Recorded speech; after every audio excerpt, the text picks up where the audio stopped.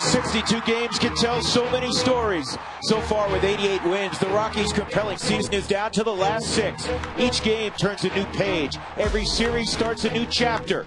Numbers swirl around the game of baseball like a mathematical hurricane, but the numbers only tell part of the story. It's the hard work, the grit, the emotions, the roller coaster ride that is a Major League Baseball season that truly creates a novel from start to finish. How will the story end? Tonight, the Rockies start a new chapter and turn another page that gets us closer to that magical answer.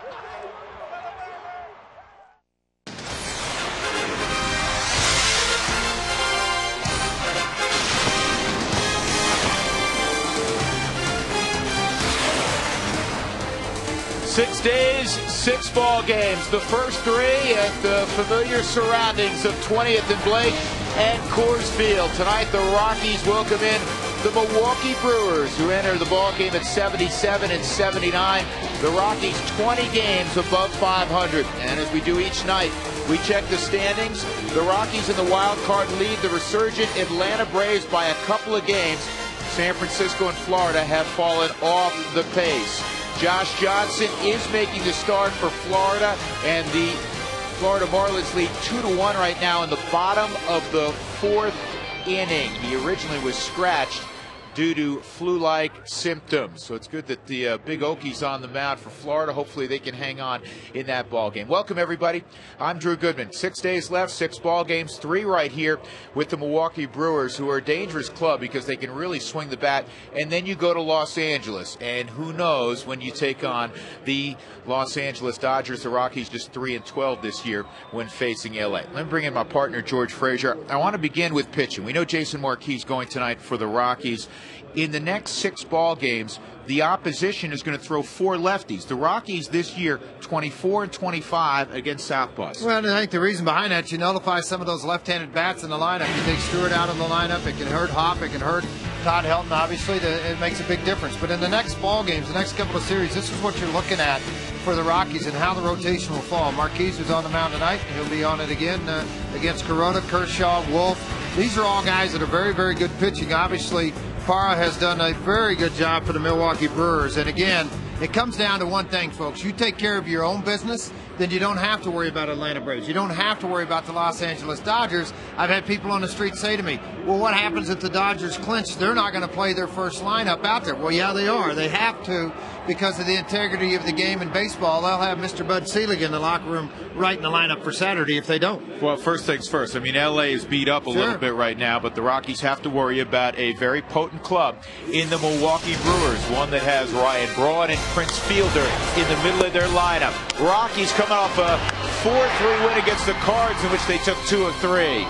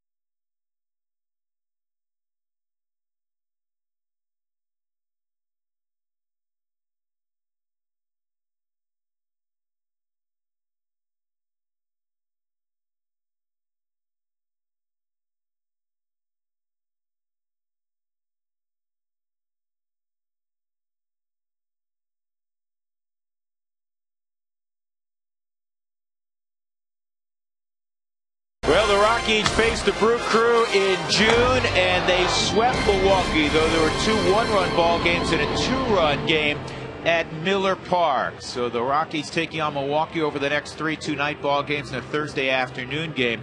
George Frazier, Jason Marquis has not been good of late. He'd be the first to tell you that. And he's facing a lineup where you don't want to make mistakes because they hit it over the wall. They don't nickel and dime Yeah, yet. they really do, particularly the guy at first base. Prince Fielder's one of those guys can hurt you at the long ball, and in 31 ball games so far, 15 and 12, the earned run average. Everything looks like it should be a better record when there are 12 losses. The problem is in his last 16-plus innings, he's walked 14 batters. That's not Jason Marquis. It's not the point to where he goes right at strike one, and that's where he has his best advantage against these guys that do it. Well, you look at the Brewers, you start to talk about them, 174 home runs, that's third in the National League. The slugging percentage, 2 out with runners in scoring position, third, 23 innings with 5+ runs in the first. This is a team that if they can get down to Braun and they get into the Fielders and they get into the McGeehees, guys that have really put up huge numbers with the long ball and RBIs, those are the guys you don't want it to play with anybody on because they're going to drive in some runs. They're dangerous. Those 2 guys have driven in more runs than any tandem in baseball. The Rockies and the Brewers, you know how large it is. Come on back to Coors Field with us.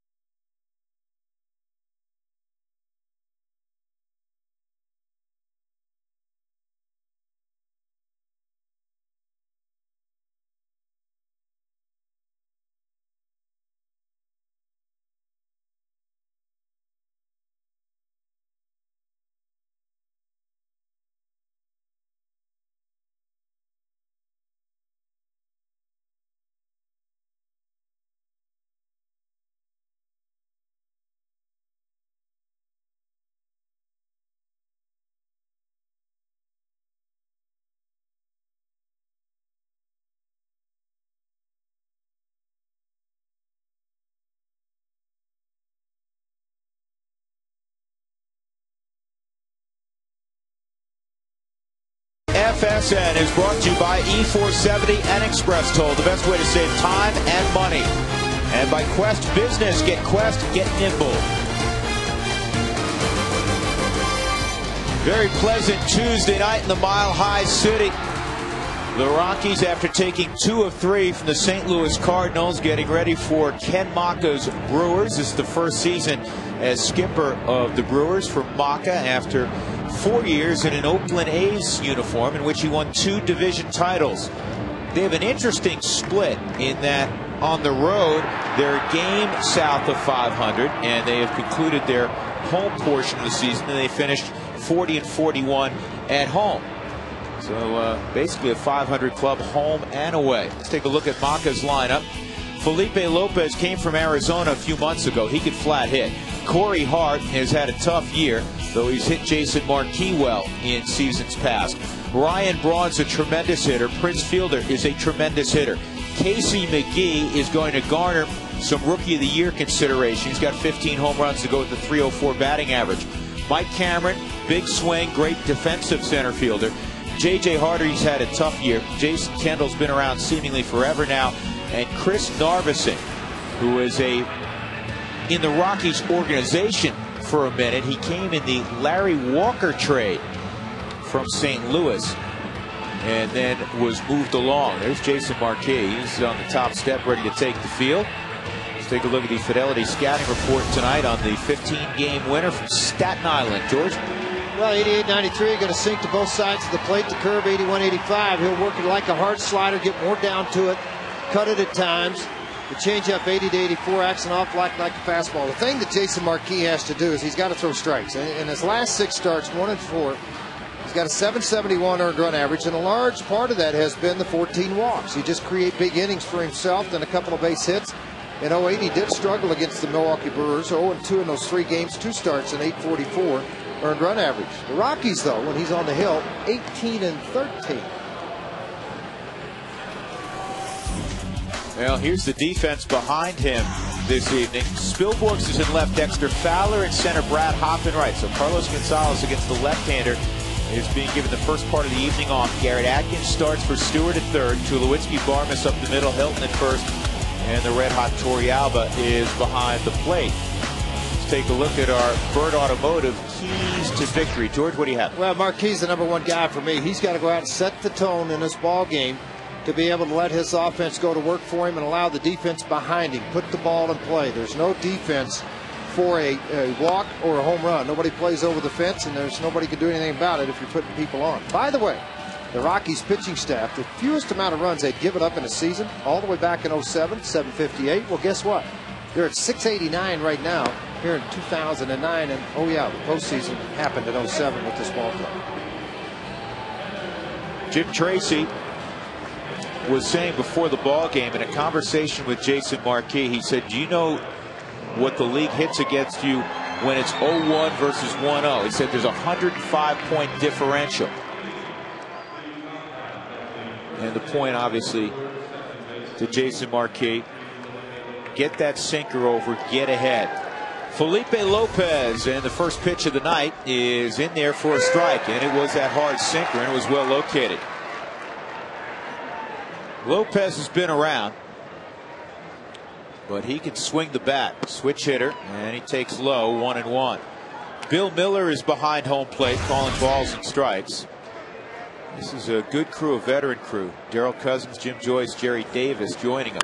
And there's a line shot, base hit to left. That was left up. You make a mistake to Lopez, he's not going to hit it out typically, but he's going to hit it in a gap. Tonight is Tuesday night. It's our final Email the Booth night of the year. Go to FSNinsider.com. Click on the Email the Booth link after going to the Rocky Mountain homepage. Almost forgot that part. Brought to you by Office Liquidators on OfficeLiquidators.com. Colorado's largest selection and lowest prices of office furniture. And strike 1 on Corey Hart. That hit by Lopez is 182nd of the year. That's 4th most in the National League.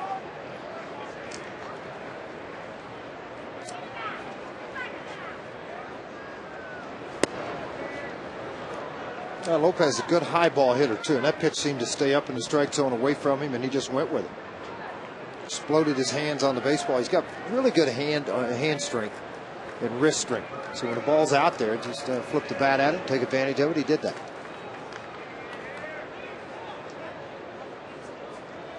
And this ball fouled off. 1 ball, 2 strikes on Corey Hart.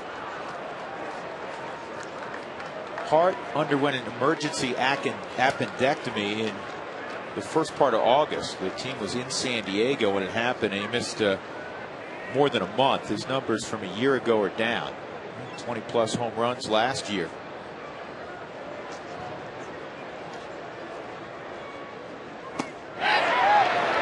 He went.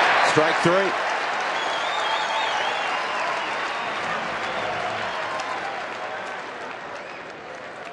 We'll take a look to see if we can verify Darrell Cousins what he saw at first base off the pitch from Jason Marquis. You see the runner take a little bit of a spread here, and then yeah, pretty close. Take the call when you can get it. Here comes Ryan Braun. Gaudy numbers, 316 average, 30 home runs. He's driven in 107. And he lines this ball to deep right field. Brad Hopp is going to have to play it off the wall. He did a good job of deking Felipe Lopez. That's why Lopez is just arriving at third. That's the old Larry Walker move.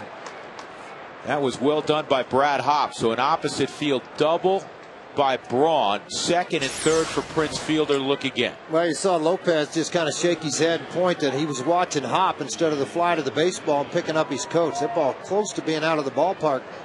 Watch Lopez. When this ball's hit, he's looking at it, and he's thinking, wait, is he going to catch this thing?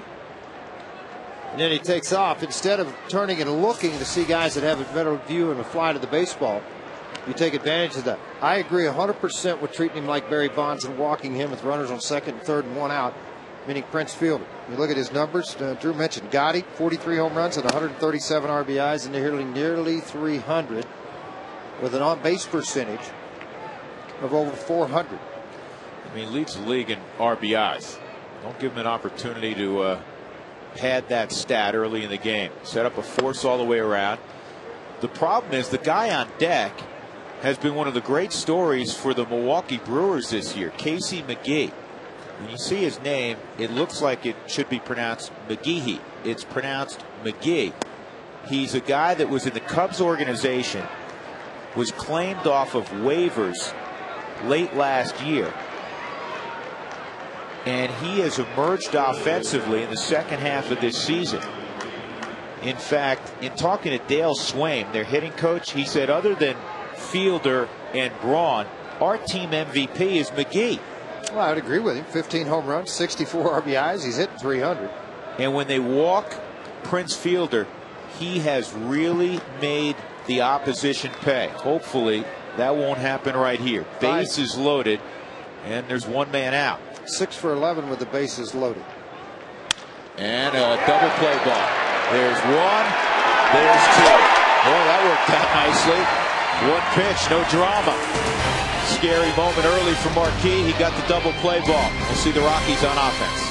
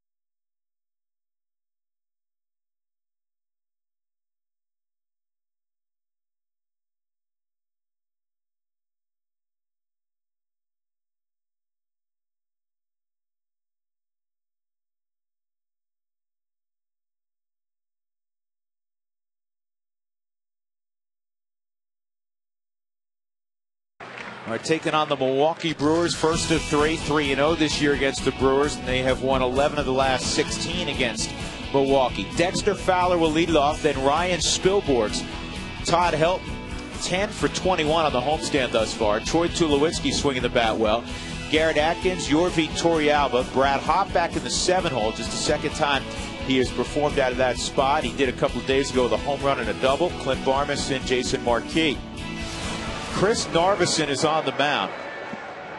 He's a guy that earlier this year cleared waivers and accepted an assignment back to AAA with Milwaukee. And as a starter in his last couple of ball games, George, you got to tip your cap to him. He's pitched well. Yeah, he's pitched very well. 10 strikeouts going against the Chicago Cubs in 5+ innings. Worked out of the bullpen for the majority of the year. And so now all of a sudden he starts it. He's getting stretched out at the same time. Well, if he while making these starts. If he gets that pitch all night, it could be tough. It looked like it was below the knees of Fowler, who's 6'5". 1-2 on Dexter. He's hit for a higher average from the right side of the plate than the left side. Held up 2-2. Narvison's a guy that's had a lot of struggles in his career. Tommy John in 02 had torn labrum in 05 coming back from it. That's when he was in the Rockies organization, part of the Larry Walker trade. And this ball hit to the gap in right center field. It's going to be cut off by Hart, but Dexter is safe at second. By the way, Jim Joyce didn't make the call initially. So a good start. Fowler with a double to the gap in right center field. His 29th double of the year. Not anywhere close to where he wanted to put the pitch. It was up out over the plate. And Dexter did try to hook this baseball. He got to see how the pitch is up. Kind of got the hands in close to the body. Went to the opposite field with it. And just made him pay for a mistake early in this game.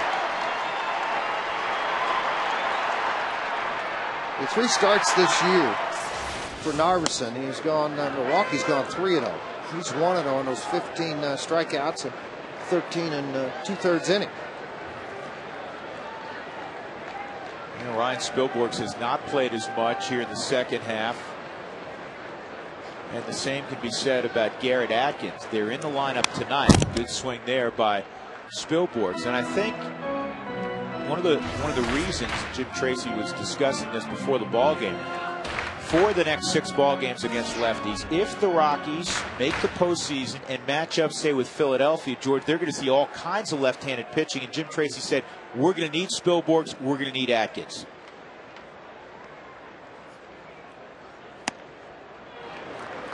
And both guys are going to have to perform and play the game the right way. A perfect example of this is Spilborghs now. Don't look to try to drive a ball in the gap or over the fence. Just try to drive the ball to the right side. He has had great numbers against the Milwaukee Brewers in his career. A 378 average, 17 for 45 as a hitter. And he's going to get the job done here. This ball is hit well to right field. And the catch is made by Hart. Dexter Fowler will move to third. So Ryan Spilborghs does his job. He got him over to third. And it'll be up to Helton to bring him around. Here's the Fidelity scouting report on Chris Narvison. He's 27. 84 to 89 miles an hour. Slight cut to the fastball at times. Otherwise, it stays pretty true for a left-handed pitcher. Curve 68 to 73. Wide varying with his breaks. He'll turn it into a slider and add a little velocity to it. Changeup, he likes to work to right-handers and with some fade behind it. His windup, his delivery, his repertoire reminds me an awful lot of Doug Davis in Arizona because he's across his body about 12 to 14 inches, very upright on top of the rubber. Probably got, George, wouldn't you agree, just a little more fastball than Davis? Yeah, Davis will get it up to 88, 89 at times. And he averages, from all the scouting reports I've got, he's hit 90 a couple of times in this game, 91 with this last pitch. But he'll pitch around 86, 87. 1-1 on Helton. And Todd slices that foul. Well, let's go down to Turner Field in Atlanta. Good news. Cameron Maben is one of the top prospects in baseball, and he swatted that one with a man aboard. It's now 4-1. Florida. That came against Tim Hudson. They're in the 5th inning. Rockies fans have never been bigger Marlin fans. And this is a base hit, serve to left, 1-0 Colorado. Todd Helton with his 83rd RBI. A vintage Helton hit, and the Rockies break on top. Watch where Jason Kendall's wanting this pitch. He wants it, and he wants the fastball up. He wants it to ride right up in here. I'm going to leave the circle there. See where his glove goes up? Look where the pitch is. I mean, you got a huge miss on the baseball, so he played right into Helton's hands. Foot up, foot down, hands quiet, upper half swing, just sliced it right by the third baseman, McGee. 31-7 when scoring first at Coors Field. That's a big time for the Rockies. Obviously happy to be home. And this ball is in the air to right center field. Cameron and Hart. And Corey Hart makes the catch. 2 outs. Look at the defense for Milwaukee. Ryan Braun, the converted third baseman. Cameron's terrific at center. Corey Hart in right. Casey McGee's at third. J.J. Hardy, Felipe Lopez up the middle. Prince Fielder's improved at first base. And Jason Kendall is behind the plate. He has the 5th most starts all time behind the plate. Atkins takes a strike.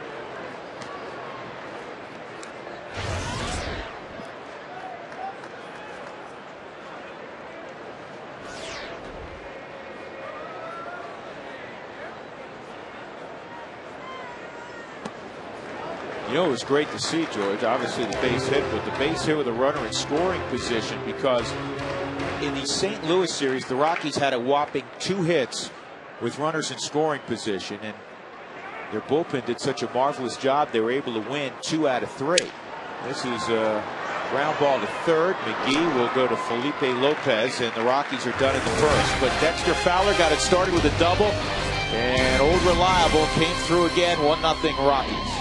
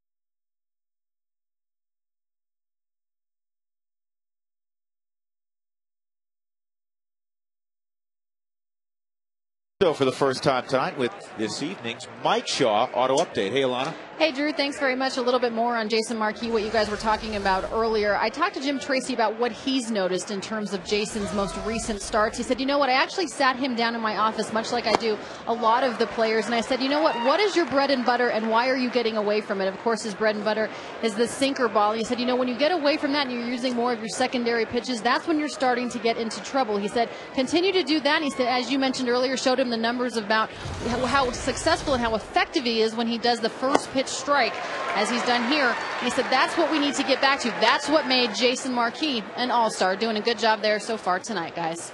He is getting the first pitch over. He dealt with significant traffic in the first inning, but he got the sinker to induce ground ball double play. Mike Cameron's behind 0-2, and the fastball is away 1-2. 5 of 6 first pitch strikes for Marquis in this ball game. Message sent, message received, huh? I mean, you know, you ought to be able to figure that out after 9 years. This is my bread and butter.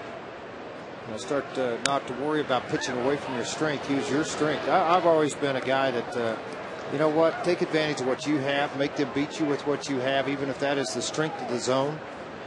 Good low ball hitters. Just go ahead and fire your sinker. You're going to go away from what got you to the big league? Don't think so. I'm laughing a little bit. See Bill Miller, George, he threw it over Marquis' head. Barmas had to pick it up, and then he got Marquis' attention, patted his chest, the universal sign for my bad. 2-2. Cameron 4 for his last 25 at the plate. Typical of Mike Cameron, all 4 are home runs.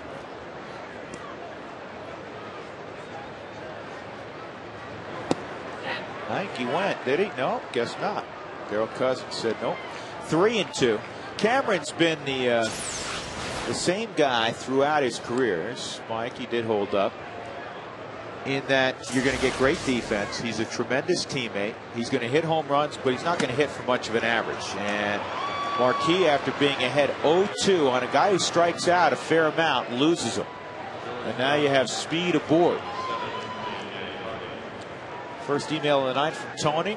What does Jason Marquis need to do to become the same pitcher that was voted into the All-Star game? Well, that is something we were just discussing. Throw strikes. Yeah, throw strikes. Get beat with that. Don't get beat with putting guys on base and they give up a blue pit and a couple of runs come behind him. He's got strike one on J.J. Hardy. Well, trust your stuff. I mean, that's the other way I look at it. You get an 0-2 count and then all of a sudden you turn around and you end up walking a guy. Hardy's had a rough year. No other way to describe it. In fact, he was sent out. There goes Cameron, got a huge jump. No chance for Torriello.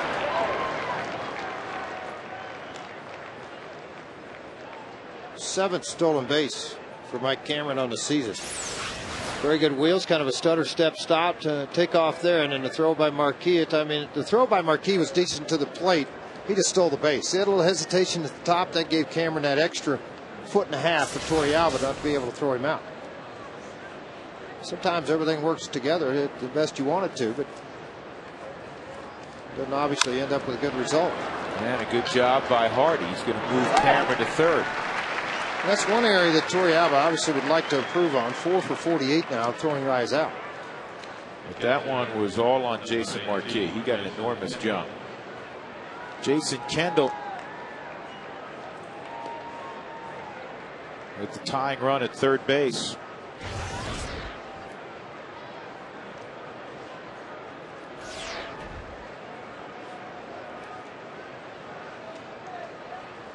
Kendall's in many ways the ideal 8-hole hitter. He sees a lot of pitches, he'll take his walks, and he's very difficult to strike out. And of course, that's not Marquis' strength. He's a contact pitcher. Well, what he does do is he looks at situations. Where's first and third? Can I lay a bunt down? Can I push the safety squeeze? Do I have to push the ball deep to the right side? Right now, the middle of the infield's back, giving up the run. Judges are confident they're going to score more than one run off of Narveson, so let's do this. The guy down deck circle, Narveson, has 0 for 5 with 4 punch-outs in his career.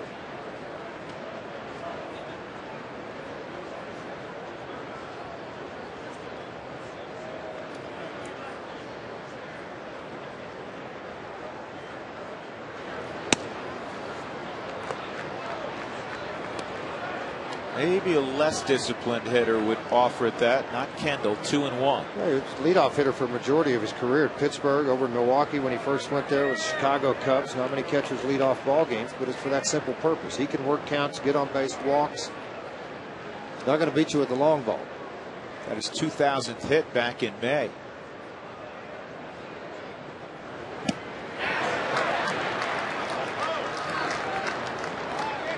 Two and two.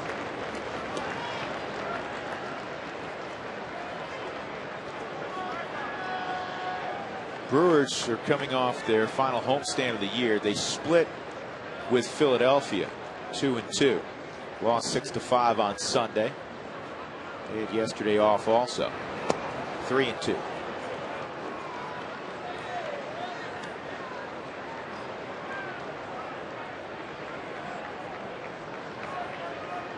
Mike Cameron's at third, a walk.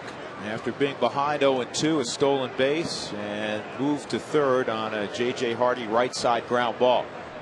Rocky's got a run in the first on a Todd Helton base hit after a Dexter Fowler double. Inside out swinging, and it's a foul ball. I mean, that was something else, some kind of swing by him. The Colorado Rockies like to thank the fans for their support with Fan Appreciation Day on October the 1st. All the fans that will be entering into the ball game will enter to a drawing for Rockies merchandise and autograph items. Winners will be chosen randomly by seat location. Purchase those tickets for that ball game against the Brewers at any of the Rockies ticket outlet, or go online to ColoradoRockies.com. 3-2 again on Kendall, and a ground ball that'll bring the run home. That's what he does. He's a pro. He is a pro. And that's a gift run to tie up the game. You're ahead 0-2. You can't walk a guy, especially a guy who has a lot of holes like Cameron. And then the stolen base. Milwaukee moves the runner, and you have a tie ball game. Here's Narveson with 2 outs and nobody on.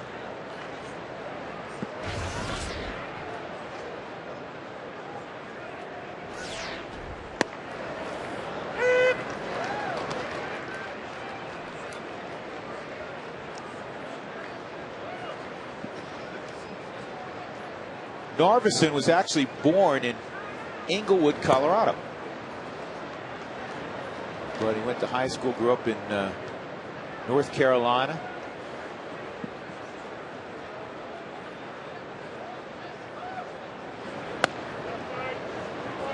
Two balls and a strike.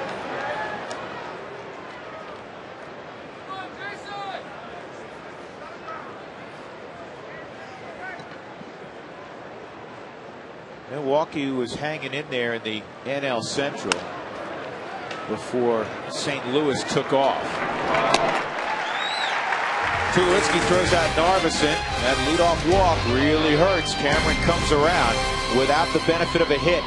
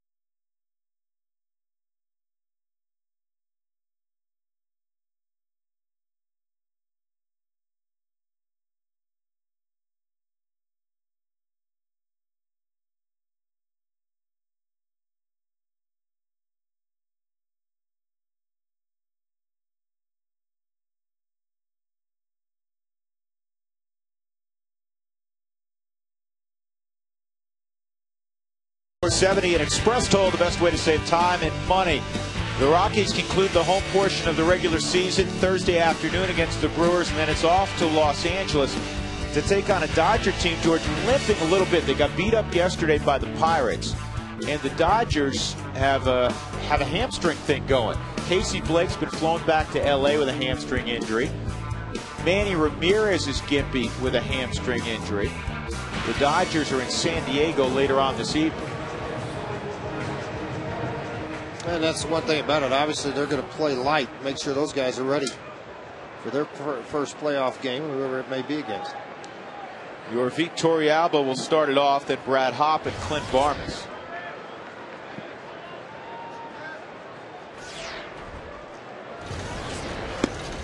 I don't know if it was a reporter's question, George, or something that Yorvik brought up on his own. He was remarking that he hasn't hit for much power, but if you keep doing that, that's not bad. That's not bad if Mike Cameron's not in center field. That's a base hit the whole way. That's why Mike Cameron's such a valuable player. He saves a ton of runs. Well, he gets such a great break off the bat, and that's the key to it. He can read the ball on the swing, who's at the plate, knows where to play, get in a position of where he's supposed to be. Valuable commodity. I remember him playing with San Diego Padres. What a great job he did there, and then on over to the Milwaukee Brewers. Inside on Brad Hopp, ball one. The last Brewer to win a Gold Glove the Hall of Famer Robin Yount back in 1982 when he was playing shortstop. Yount wasn't a bad center fielder later on, huh? You want a Gold Glove as a center fielder too. Yep.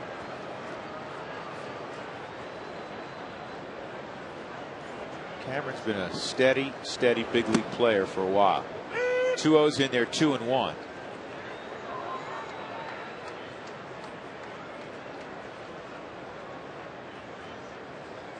We had remarked a year ago, George, we didn't understand why the Padres didn't keep Cameron, unless, other than money. I mean, Mike makes it pretty simple. They're going to have a payroll of about $30 million next year. Right now. And a year ago when they thought they could contend, because great center fielder is going to hit some home runs, great teammate. Strike 3 on the curveball. So 2 quickly out. First strikeout for Narveson, and Clint Barmes will come up. Big hook. First time he's gotten it over for a strike in this ball game on the Hyundai cam. But really gripped tight, got his arm in those 90-degree angles to create that good downward break, kind of a low 3/4 type of breaking ball. And he guides the changeup over. 0-1.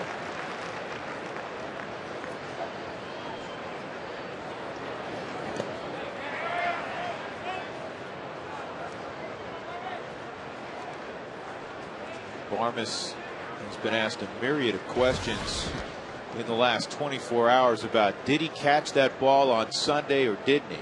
Bottom line is he was called out on the flare, and they got a double play at first.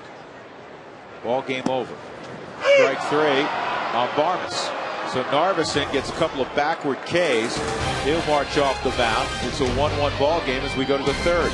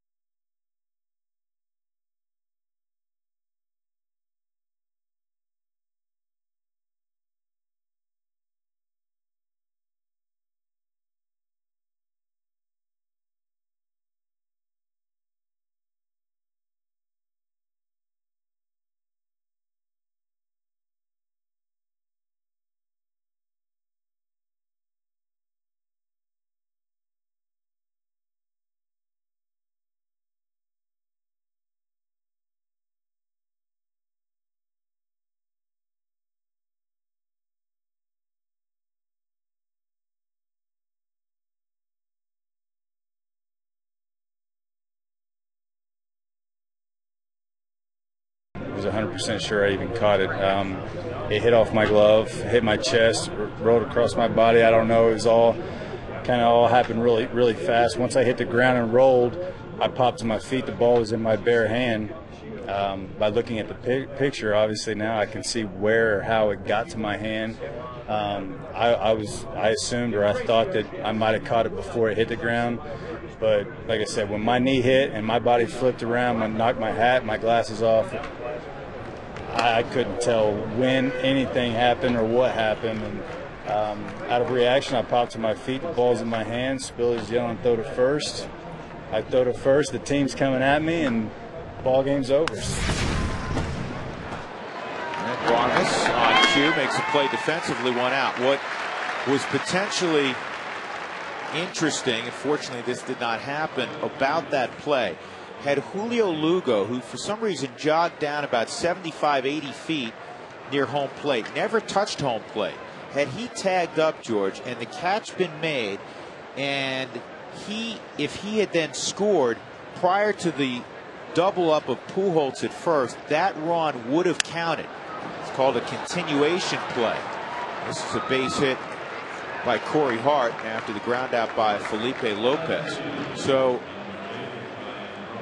you would have potentially had an inning-ending double play, but the ball game tied at 4. That cracked me up today because it's headlines in the newspaper about did he or did he not. Well, guess what? The Cardinals were out of town. He won the game, and he's out.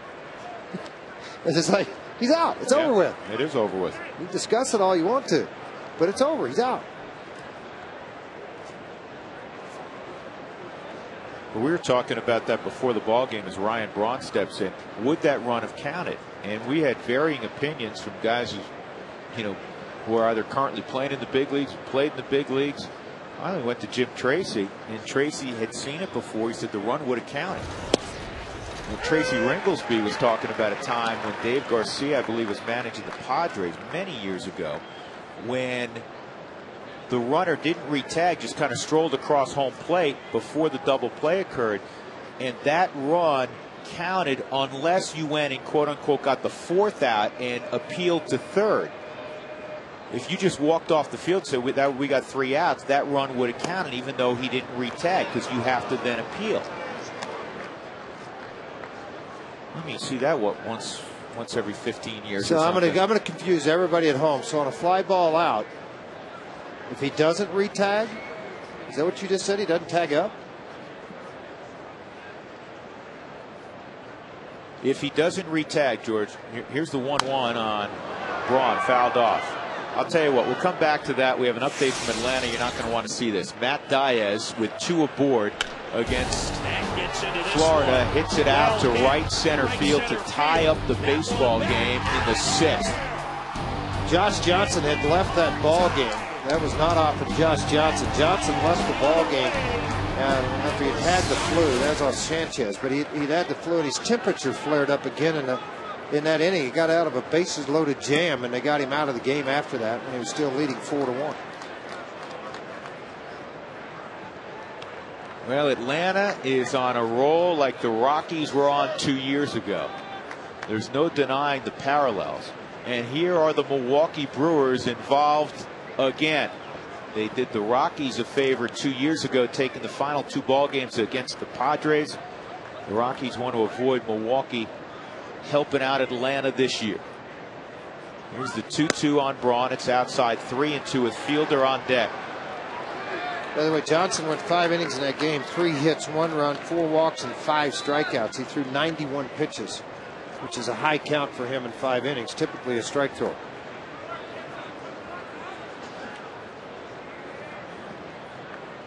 Well, it's on the bullpens now as they've gone to the 7th inning at Turner Field. 3-2, and this ball's hammered. I mean, it is lathered to center field. Got a break. Ground rule double, got a big time break. That's going to allow the Rockies once again probably to walk Prince Fielder. Repeat of the 1st inning. So Braun with his 2nd double. He's now 6 hits shy of 200 for the season.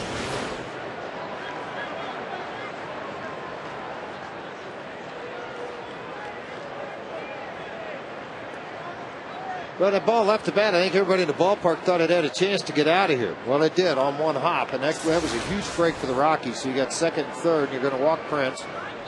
You'll have the youngster back up again. Let's see if he goes after first pitch on Marquis this time, because that's what he did the previous time. Bob Apodaca's already got the phone ringing down in the bullpen to Jimmy Wright, the bullpen coach. Well, I mean, at this time of year, George, you got it. You don't have any choice. See if Matt Bilal gets up. He warmed up 4 times. Could be Contreras. No? It could be Contreras. He pitched 2 out of 3 days, but it could be him or it could be Matt Bilal. It will be Matt Bilal. Tracy was saying before the game he would not hesitate to use Contreras tonight if necessary. And this has not been the start that Jason Marquis wanted. He's given up only 1 run, but George, he had the bases loaded in the 1st inning. He walked Mike Cameron, which burned him in the 2nd inning, leading off after being ahead 0-2. And now after getting Lopez, a single by Hart, a double by Braun, and the bases are loaded again.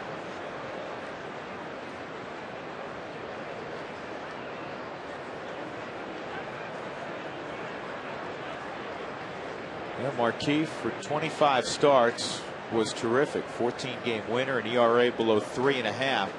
His last 6 have not been good. A 6.5 ERA. And now it's unavoidable for the people that have focused on Marquis' career, the really strong first halves and then the second half. And he started out fine in the second half, but the last few weeks, that problem in the second half, whatever it is, has reared its head once again. So here's McGee with the bases loaded, and Bill Miller flinched but said it was a ball.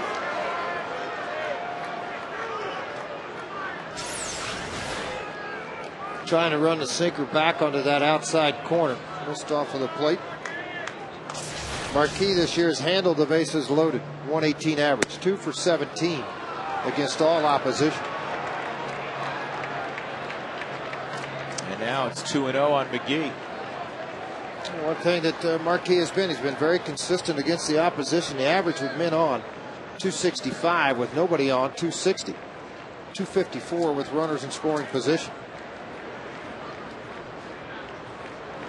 And that misses. Now, George, it's 3-0 on McGee. He's thrown 50 pitches, 26 have been out of the strike zone. So the command issues, even though he's hit strike one, the command issues are there again.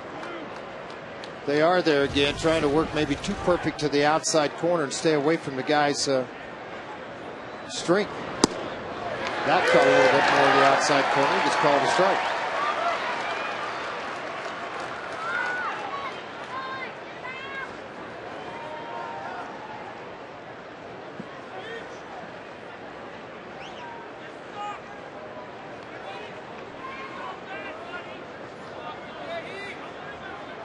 Here's the 3-1 is fouled off. 3-2. Obviously trying to get a ball on the ground. Trying to flip the double play as they did previously. Confidence in the slider right now. I think this young kid would screw himself in the ground trying to hit it. It's just a matter of being able to throw it and throw it for a strike. Corey Albert telling everybody, see him pointing down to the ground, patting his hands on the ground, knock it down. It's basically what he's going through. Bases loaded for the second time in the game for Milwaukee, and for the second time it's Casey McGee at the plate. He hit into a 4-6-3 double play to end a threat in the first. 1-1 ball game, top of 3, and he missed badly. He just walked in a run. It's 2-1. Mike Cameron coming up next, and Jason Marquis may force Jim Tracy's hand early in this game, as much as he wants to stand behind his guys, veteran guys at that. There's not a lot of wiggle room. Well, they see that same scoreboard we're looking at in right field here. And anybody who says, George, you can correct me if you disagree, but anybody who says they don't look at this time of year is not telling the truth. They're looking every half inning. Yep. I mean, that's not a surprise to anybody. This gets away, and no advancement, fortunately. Braun, I mean, he's got some stolen bases, but that didn't get very far away. 17 balls thrown now. We're getting ready to, you mentioned, force the situation. Unfortunately, you're getting ready to, and there's not going to be much choice on Jim Tracy but to go get him. That ball skipped. Now, two things you start to look at very quickly. Bilal, first batters faced on the season 58% of the time. He's inherited 42 base runners and 11 have scored. But you got to stop the bleeding. I mean, you got to be able to come in and fire strikes and be ready to go and work your way through it. That's what Jason Marquis needs to do right now. Tough man to double, and Cameron. Ground ball to third. They get the ball to do it, though. There's one on the first. Great work by Barnes. I mean, great work. McGee coming in on him. What a transition around the bag by Clint Barnes. Good pickup by Atkins to start a 5-4-3. 2-1 Milwaukee.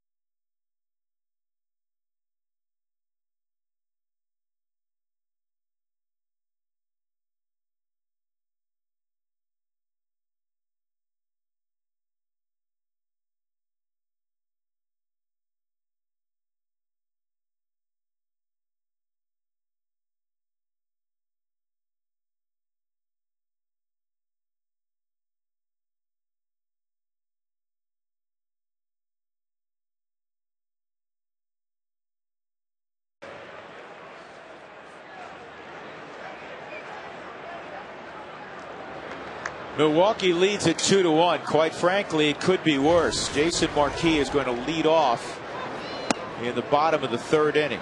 2 double play ground balls induced to get out of bases loaded situations. 1 in the first and 1 last inning. That came in the last inning after Marquis walked a run in. 1 ball and 1 strike.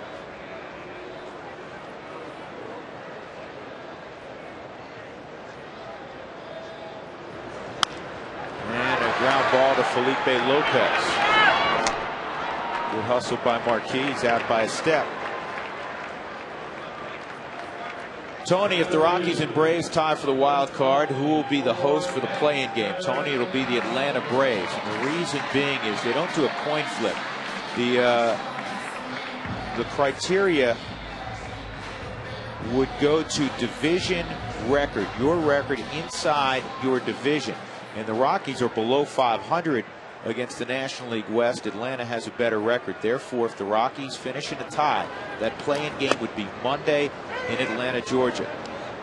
It first is head-to-head, and the Rockies and Braves split the season series.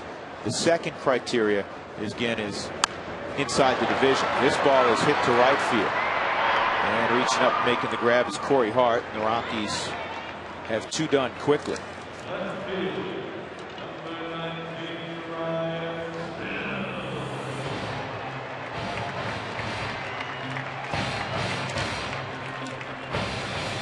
Chris Narveson gave up a run in the first. Since then, he's retired 7 in a row. Well, Spielberg's nice job driving the ball to the right side, and he hit it fairly well, deep to right field.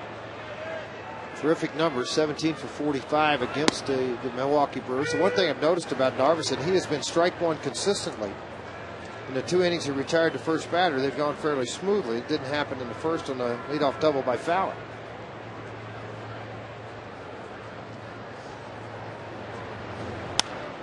8 of 11 first pitch strikes. Gives you an example of the best. It's great when I go out and do clinics and I work with young pitchers, and I'll ask them what's the best pitch in baseball, and the guys are screaming, raising their hands, slider, curveball, changeup, fastball. You know, I go, how about strike one? Strike one's the best pitch in baseball. And it's hit to McGee at third, and his throw is high. It pulled Prince Fielder, who's one of the shortest first basemen in the game, off the bat. 14 errors now for the young McGee at third base, and this is a throw that has to charge the baseball. It's very important you stay behind and through the ball on this play. And if you get underneath the ball, you're going to have a tendency to flip it. What they call chicken winging, when you take that elbow and lead with it, when you get it up into the air like this, it's going to stay on it. Fielder coming down, and it's close, but it went to Ryan Spielberg.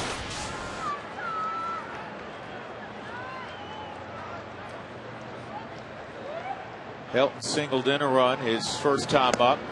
Curveball misses. I notice on the left side now that McGee is covering that hole where Todd poked the base hit to. Well, the problem is he's not covering this one right over here. That's how good back control this guy has. You go one way, you go the other way. It doesn't matter. He's going to try to do it with a fastball away. He has a pretty good shot at shooting it through that left side. It's funny because I came in, folks, and I said, McGee, huh? And Drew said, no, his name's McGee. It looks like McGee, but it's McGee. And I said, Euchre got me again. He's down on lunchroom with Bob Euchre. I guess he gets a lot of thrill out of it. Probably.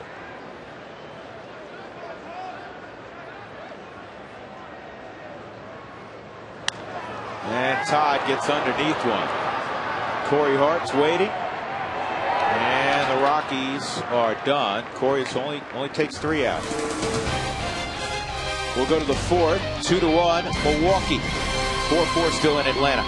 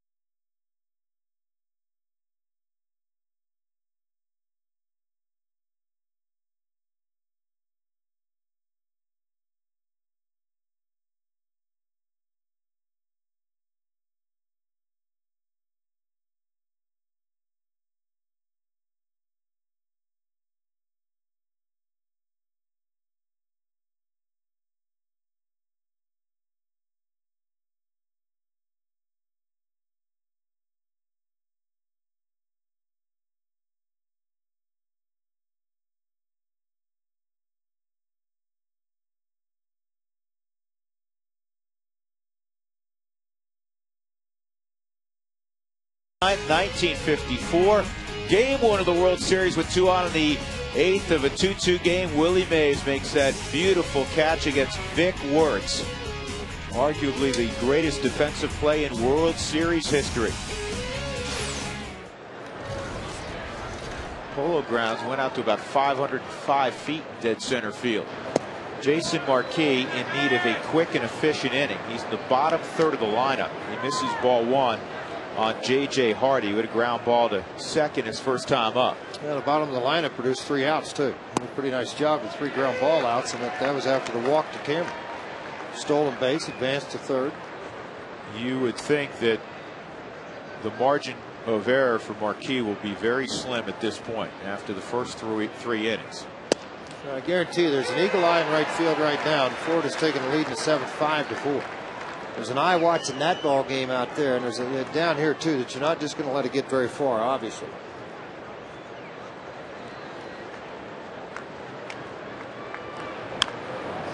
Ground ball foul. Dan Ugglas hit a home run in that ball game, his 31st of the year. Florida has the bases loaded with 2 outs right now in the 7th inning, up 5-4.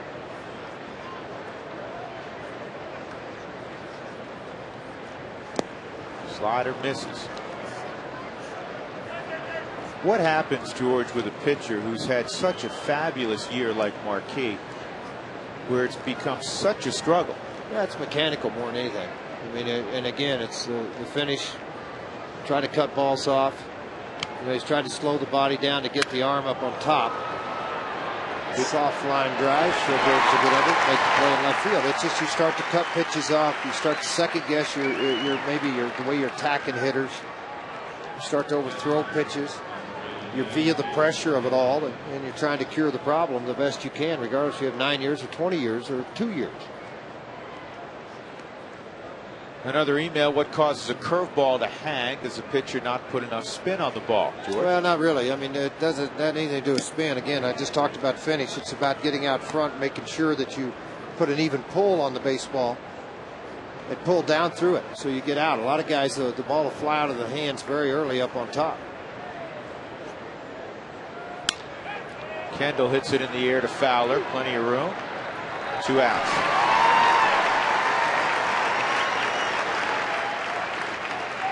Well, we told you that Florida took a 5-4 lead. Jorge Cantu with a base hit to give Florida the 5-4 lead. They're still hitting. According to my computer, George, with the bases loaded, up 5-4 at the top of the 7th. Narveson hit a slow ground ball to short, and this gets redirected, and it's going to turn into a hit. That's the first big league hit for Narveson. And the reaction of Jason Marquis, obviously, is to try to field the ball. Had it gone past him, it would have been a very easy play for Troy Tulowitzki. Well, let's take a look at this ball hit right back up the middle. And I mean, it does shoot the other way when it does, because of where Tulowitzki had to go. He had to barehand it, and the only thing after that, he had to make the move on the baseball barehanded. Just caught the lip of the glove of Jason Marquis. Felipe Lopez is single to left and a ground ball to second. 2 outs. Atkins moves in on the grass. And the fastball is wide, ball 1.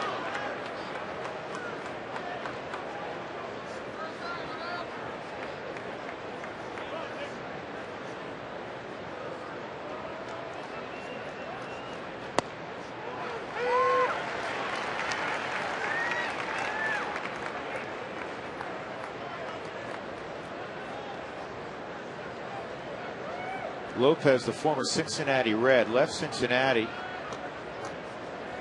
during the summer of '08, went to Washington and really stung the baseball with Washington. Actually, 2 years ago, I should say, stung the baseball with Washington, picked up by Arizona. He was fabulous with Arizona, and he had a great start to this season when they moved him. And this ball in the air to right. Long run for Brad Hopp, and he makes a sliding grab. Nice catch by Hopp. to end the fourth inning. Rockies trailing 2-1 as we go to the bottom of the fourth. Nice play by Hop.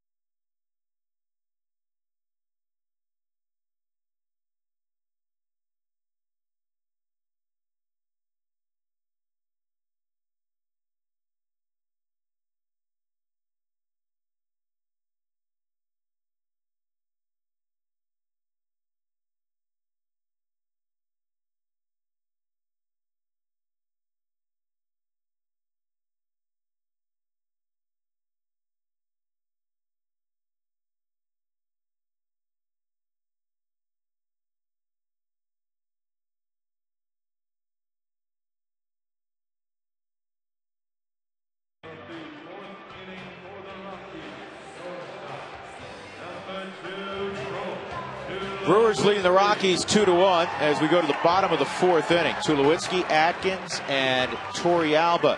Time for a great Colorado payback sideline report with Alana. All right, Drew, thanks very much. I was talking to some of the players earlier today about how to properly attack this Brewers lineup. Of course, the Brewers are not going to come over here and lay down for the Rockies. And Carlos Gonzalez, who's not in the lineup because Jim Tracy wants more right-handed hitters in there and he's nursing a hamstring, said, you know what, we have got to take pressure off of our pitchers. What we were doing so successfully earlier was being able to score runs early in the ballgame. Rockies with only one run here in the fourth inning. And he said, you know what, it puts a lot of pressure on our pitchers and we need to be able to score runs early, take that pressure off. That's what gave us the confidence before. Let's see if they can continue that tonight, guys. All right, Alana. Narveson has been on a roll since the first inning. Cuts that fastball a little bit. It's inside on Tulowitzki. He'd retired 7 in a row when Spilborghs reached on an error.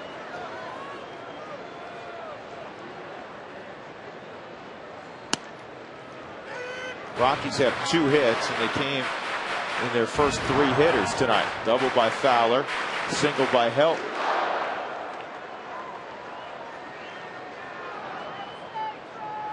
Most of this year in AAA, Narveson was closing games.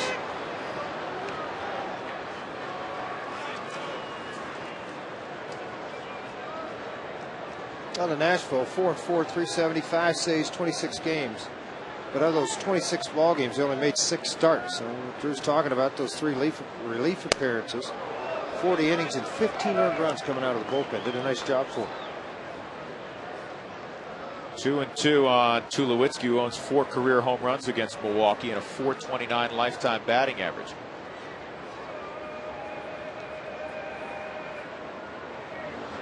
And Troy with a base hit up the middle to start things in the 4th inning.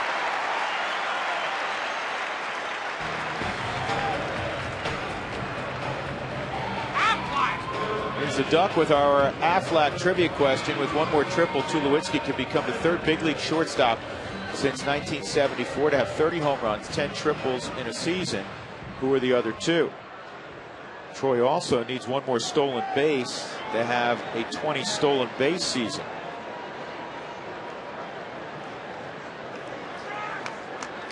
Atkins ran into a force play his first time up. Hit it to the 3rd baseman, McGee. Bottom of the 7th at Turner Field, 5-4 Florida.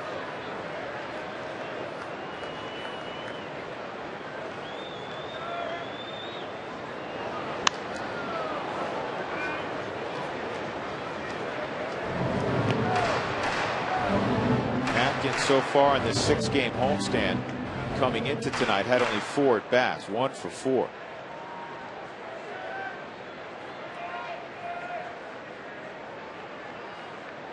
.327 career hitter at Coors Field, hitting just .248 this year and 157 at bats. That's a strike. He's behind 0-2.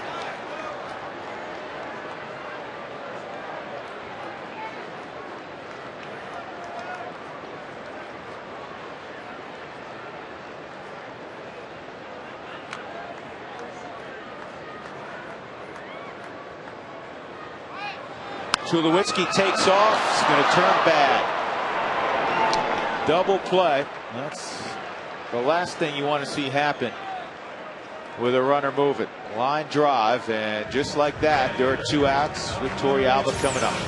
It happens so quick, too, because you put a runner in motion, you're going to have something like this that could fall in. See your second baseman going over to cover the bag.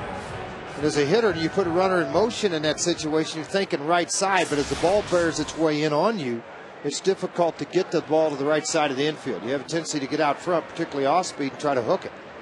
That line drive just happened to be right at somebody.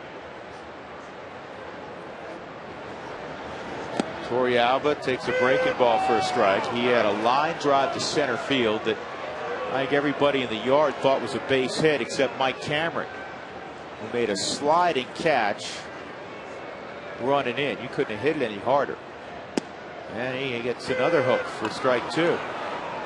Now, George, look at the contrast. Narveson, he's a journeyman pitcher, has thrown 47 pitches tonight, only 11 out of the strike zone. Well, that's been the key. He's been able to throw strike 1, retire the first batter, and 2 out of the 4 innings he's been out there.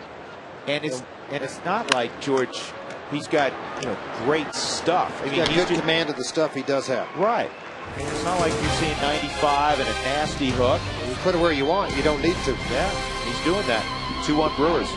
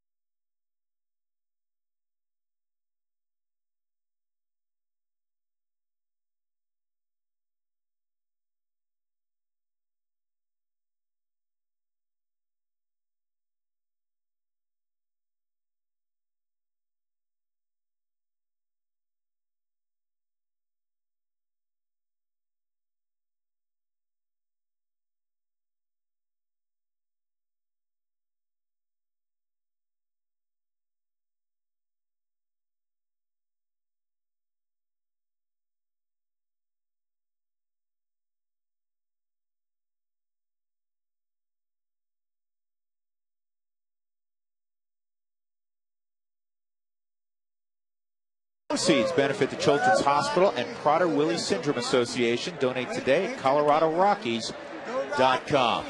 That's a great program. And thanks in advance for all that you give. Drew Goodman, George Frazier, and Alana Rizzo from Coors Field. We turn the page to inning number 5, top of the 5th. The Brewers up 2-1. And Marquis' first pitch is fouled back by Corey Hart. He'll be followed by Ryan Braun and Prince Fielder. Hart is 1 for 2. The guy on deck has 2 doubles.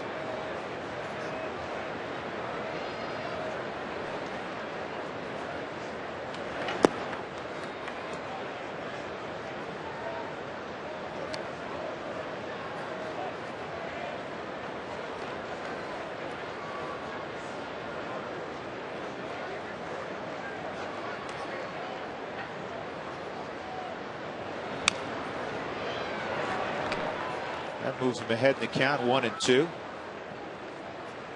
Rockies 6-4 over their last 10 ball games. And that record mirrors what the Brewers have done over their last 10.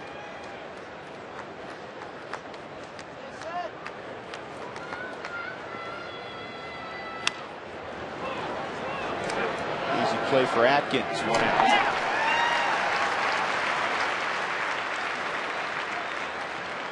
Braun coming up. Let's get an answer to our Affleck trivia question. Troy Tulowitzki needs one more triple to become the third big league shortstop in the last 35 years to have 30 home runs and 10 triples in a season. Who are the other two? I'm guessing Jimmy Rollins is one of them. And the other one is Nomar back in 1997. Do you have that one, George? No. I did not. We're talking about 30-20 seasons last half inning. Troy needs one more stolen base. Braun with a 1-0 count. A-Rod's done it a couple times. Hanley Ramirez has done it. Barry Larkin's done it. Nomar did it in 97. Rollins did it in 07. Here's the 0-1, and it's inside. 2-0. These two guys, Ryan Braun and Prince Fielder on deck, have combined to drive in 244 runs. You can't find another two teammates in baseball with that total. Next best is Ryan Howard and Jason Worth at 231. And then if you took Howard and Chase Utley, you get 229. Pretty good lineup in Philadelphia. But this 3-4 combination is lethal. He hasn't gotten to swing the bat tonight. A couple intentional walks.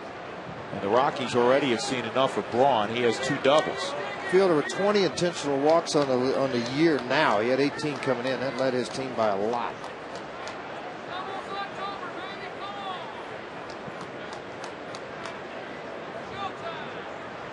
(3-1) on Braun. And he took a mighty hack. Didn't get any baseball, fortunately. 3-2. Hey, look on the Hyundai cam. It appears it's going to be that hard sinker as the ball stays up. Watch it late dive and come on the inner half of the plate. Torrealba wanted that ball away from it. Braun's a big, strong guy that can run also. He's got 17 stolen bases to lead Milwaukee. On the ground, the stop. Atkins to first. He got it. Good play by Garrett. 2 outs, nobody on. Well, the biggest thing you got to do as an infielder, once you knock this ball down and you dive for it as you got there, is find the baseball. Then try to balance yourself as much as you can and make the strong throw, and it's exactly what Atkins did. The Rockies, for the first time tonight, will pitch to Prince. And they'll put the shift on.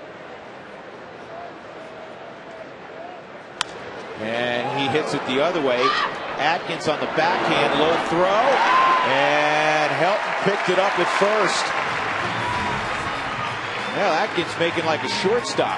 Got it done. 1, 2, 3 inning in the 5th. See if the Rockies can get the bats going against Narveson. 2-1 Brewers.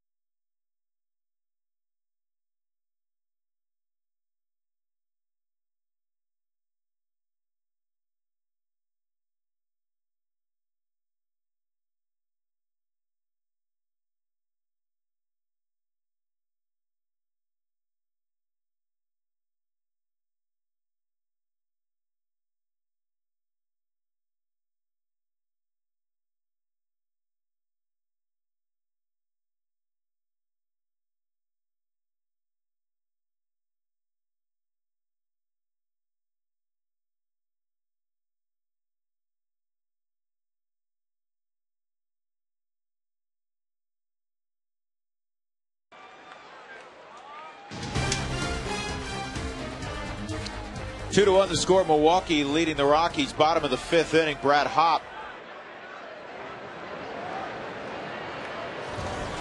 And a breaking ball in the dirt. This kid's allowed 2 base runners, and one wasn't his fault since the 1st inning. Spilborgh's reached on an error with 2 outs in the 3rd. Tulowitzki had a leadoff single last inning. That's it against Narveson. 1-1 now the count on Brad Hopp, who struck out looking in the 2nd inning.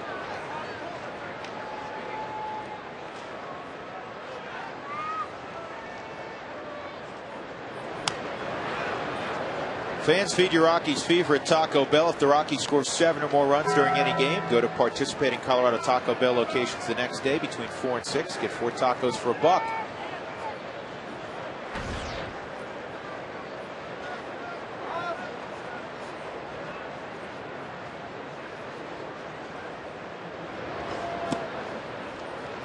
Two and 2.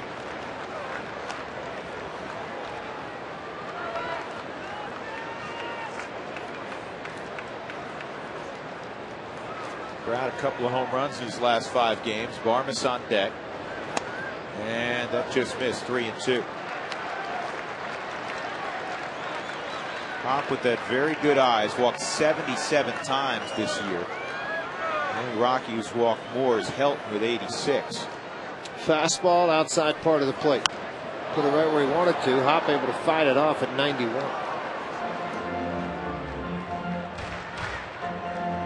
Elite Safe Flight is the place to go if you have any windshield issues. Call 303-287-5000. See them online at safelight.com.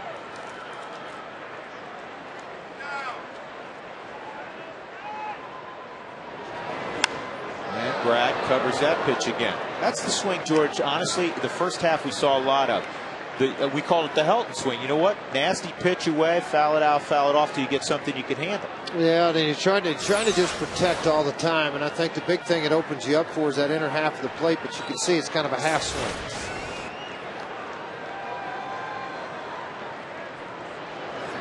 And he earned a walk. Very nice at bat for Hopp. And here comes Clint Barmes to the plate. Check our Excel Energy fun fact. Ryan Braun has 194 hits. 3 players in Brewers history have had a 200-hit season.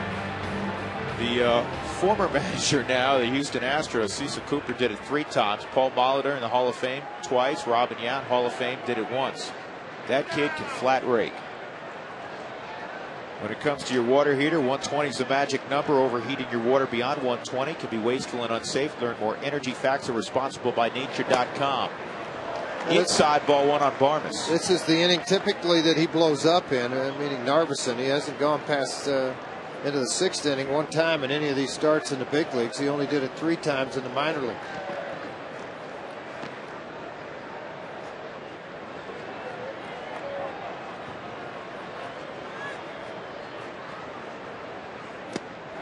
Two and out. Braun's become the poster boy of the organization. At age 25, he is signed through the year 2015. And I think he took care of several future generations of Brauns with that deal. Yeah, they have 2 guys they're building around, Prince Fielder and Ryan Braun. 2 pretty good ones. 3-0 on Barmes. This is, basically shocking, George, based on what we've seen for 4 innings in that Narveson. I mean, if he threw more than 1 ball to a hitter, it was mentionable. You wonder a lot of times with this kid if he's still thinking about the walk to Brad Hopp, because he had him 1 and 2 and he fouled off 3 or 4 pitches and ends up drawing a walk to go to first. If he's upset and disappointed with himself because of the fact he couldn't go ahead and punch out the left-on-left situation or get the out of Brad Hopp. Barmes naturally taking the whole way. Sees a strike. Now he's checking out Richie Dower. 3-1. Outfield straight up for Barmes.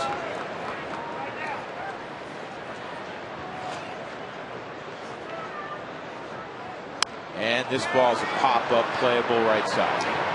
In foul ground, Prince Fielder makes the catch.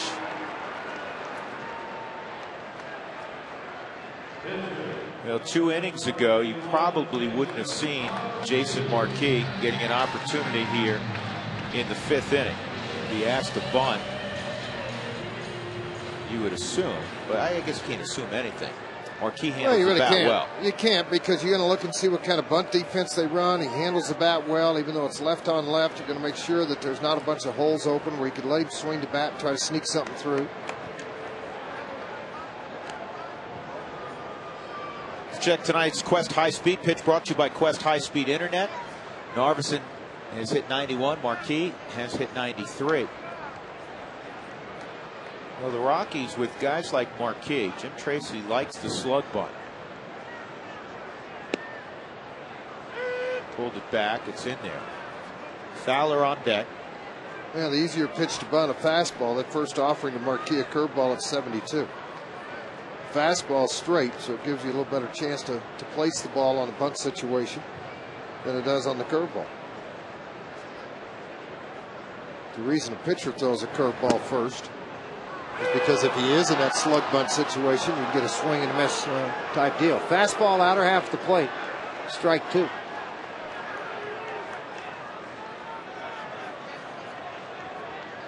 Oh, 2 on Marquis.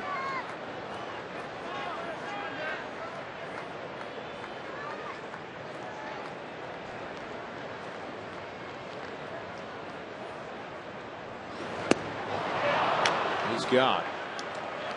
So Marquis with a forgettable at bat, and with 2 outs and Hop at first, Fowler will come up.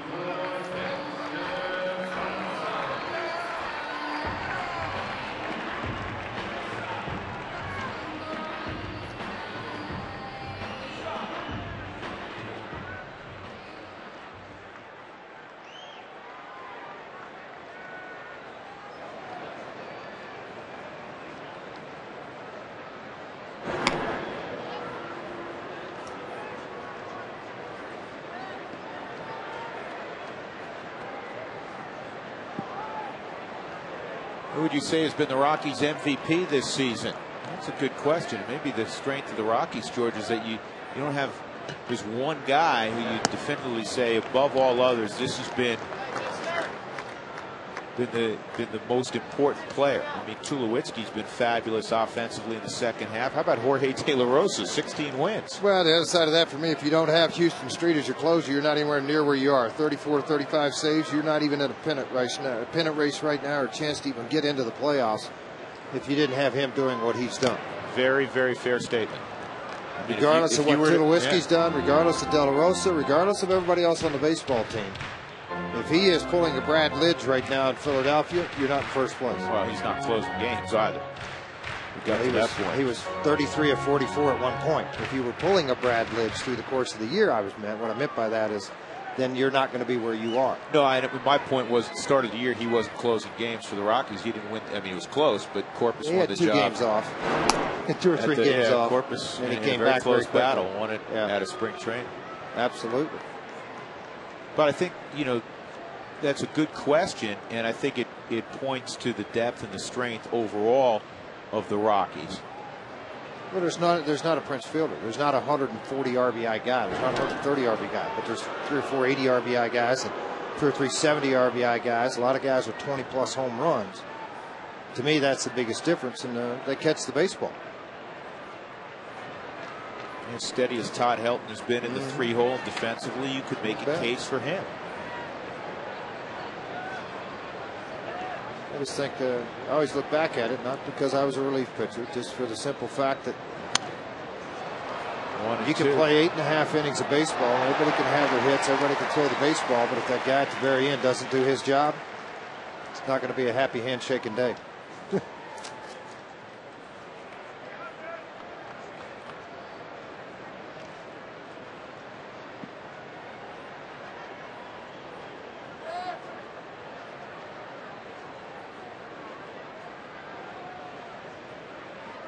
Dexter a double and 2 trips. Who was the guy they brought in the other day to close in Philadelphia? Oh, Tyler Walker. That closed games in a long time. Braun hit a walk-off on him. And, yeah, Braun hit the walk-off on him. They're trying anything they can right now to see what they can do. They've even talked about Happ being a closer possibly coming into the playoffs. Do something really counterintuitive, George. Make Jamie Moyer your closer. Not quite yet ready to do that, I don't think. Strike 3. This has been tough to watch. The Rockies not getting anything done against Chris Narveson. 2-1, they trail. We go to the 6th.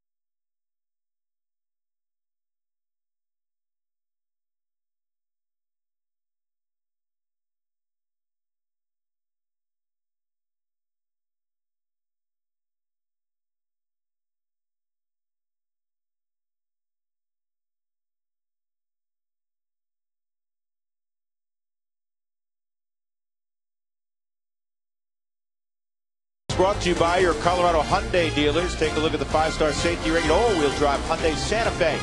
You get more for less at your Colorado Hyundai dealers.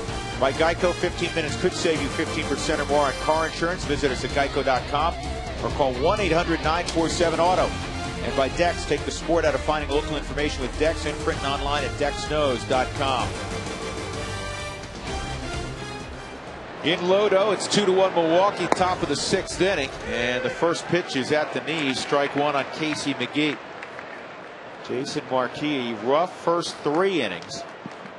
But he settled down in the 4th and 5th. Had his most impressive inning in the 5th. 3 ground ball outs. But McGee bangs a single to right.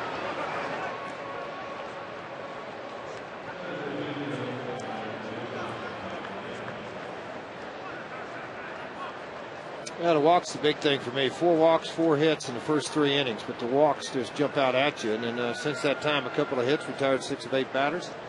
The double play ball has been his friend. There's no question about that. 2 bases loaded jams that he's been able to work out of.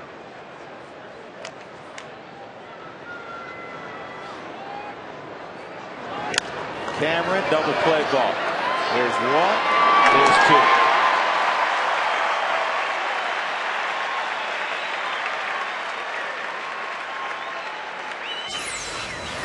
But it is tailor-made. Couple of nice hops, an easy little flip from Tulowitzki over to Barmas, knowing he got speed coming up the line. Put something behind it, able to turn it relatively easy. J.J. Hardy will step up with 2 outs and nobody on. Ground ball to second and a fly ball to left field.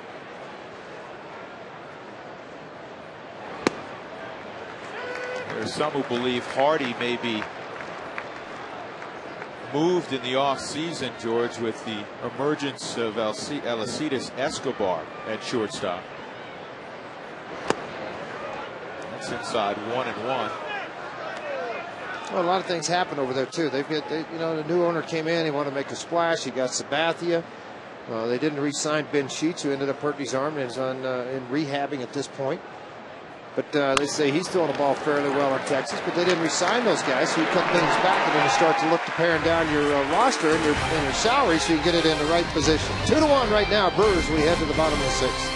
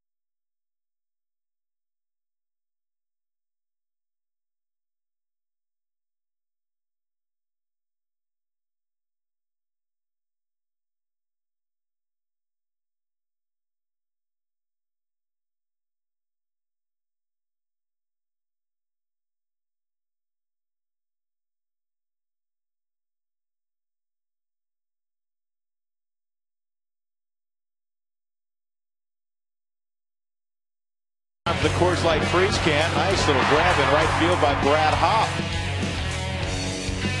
Laying out and ending the inning. That was the Frost Brewed Coors Light freeze can.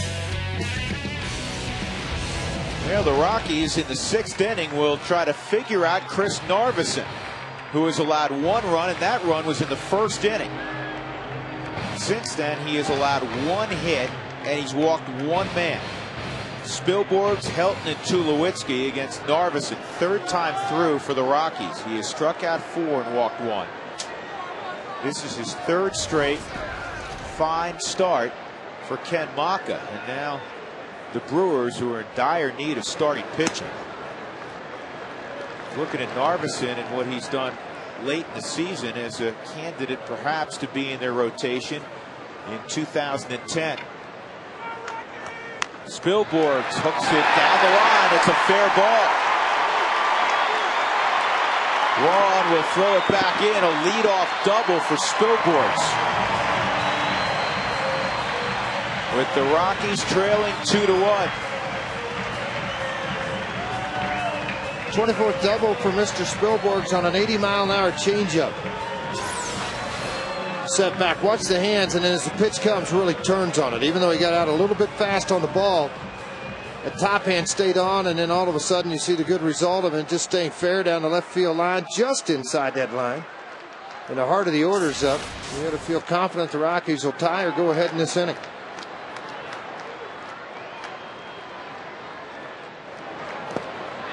Down in the dirt, he overthrew that fastball to Helton, who has the only RBI tonight for the Rockies. A single to left in that 1st inning. Where the Rockies won on Sunday 4-3, but they did a miserable job, George, in situational hitting. They had a runner at 3rd 3 times with less than 2 outs and didn't score. Chris Bosio, the new coach, took over, pitching coach, took over for Billy Castro when he was let go.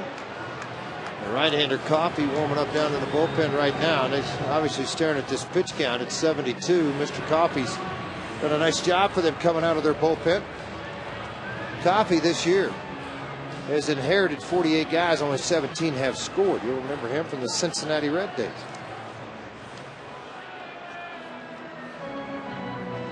If your windshield is damaged, call Colorado's #1 team, Elite Safelite Auto Glass, 303-287-5000, online at safelight.com. Want to know the count on Todd Helton? Still 5-4, bottom of the 8th inning. Florida leading Atlanta.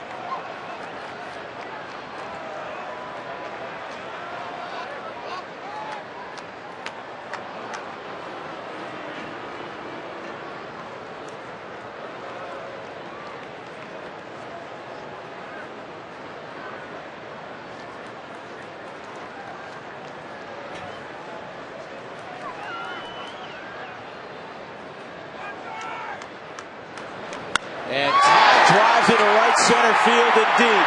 This will score the run, and it hits the top of the wall on the short hop. Back-to-back doubles, and we're even at 2.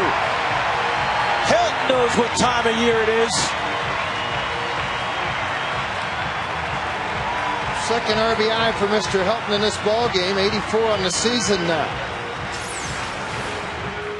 Trying to run a fastball down and away. Helton has lived off the bottom half of the strike zone in the series against the Cardinals, now here against the Brewers. That pitch not with the velocity to try to get him go to the opposite field. It went off the wall. Double number 37 for Todd. Now 2 past Babe Ruth on the all-time list. Ken Maka's coming out. Chris Narveson is also coming out. Tulowitzki coming to bat. Prince Fielder walking over. The leader of the Milwaukee Brewers, and they'll welcome in Todd Coffey when we come back.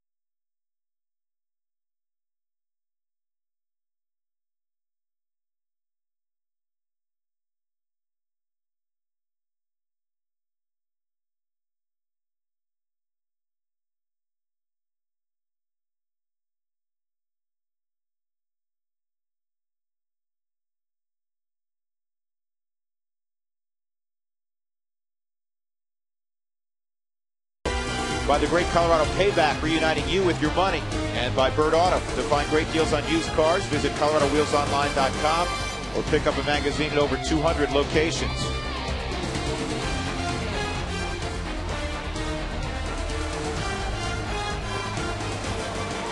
Helton just roped a double to tie up the score. Spilborghs had started the inning with a double. Todd Coffey, veteran reliever, is on board for the Brewers. This call to the pen brought to you by Comcast Digital Home Phone Service. Warm up to unlimited local and long distance. Call 800-COMCAST. And Troy Tulowitzki, with nobody out, will be the first up. Tulowitzki, over his last 16 games, hitting .393 with 6 home runs, 13 ribbies. He has scored 14 runs. Tonight he's 1 for 2.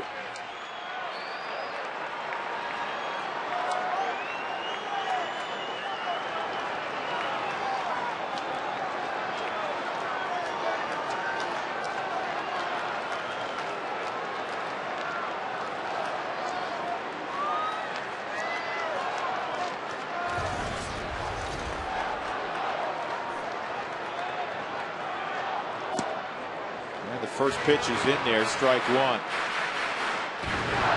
The Brewers have a fine offensive team.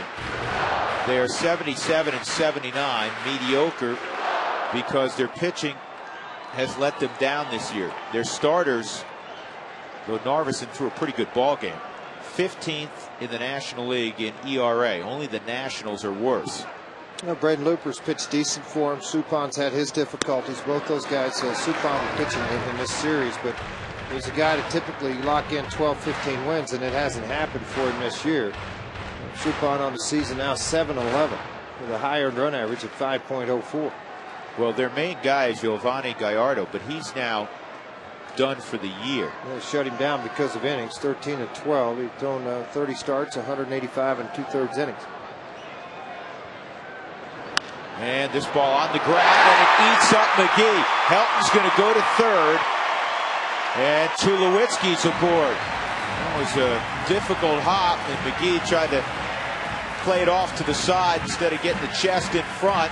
Yeah, it should be an error anyway. I mean, this ball's right at him, and a couple of hops to get there. They end up giving him a base hit. And look one more time. See, there's not a lot of movement. The ball's right there, and then it comes right to him.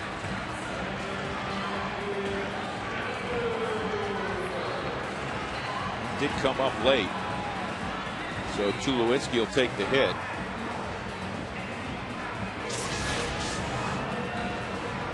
Garrett Atkins has been called back with the right-hander out there, and only one left-hander in the bullpen for Milwaukee. Mitch Stetter.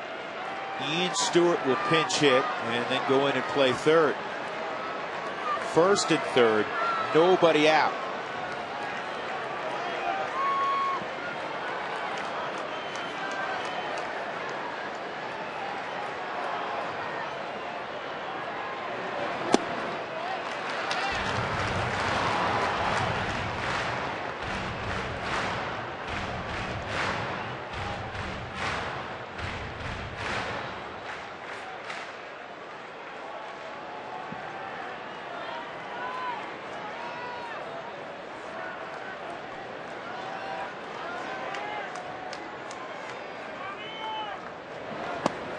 Two 2-0 on Stewart.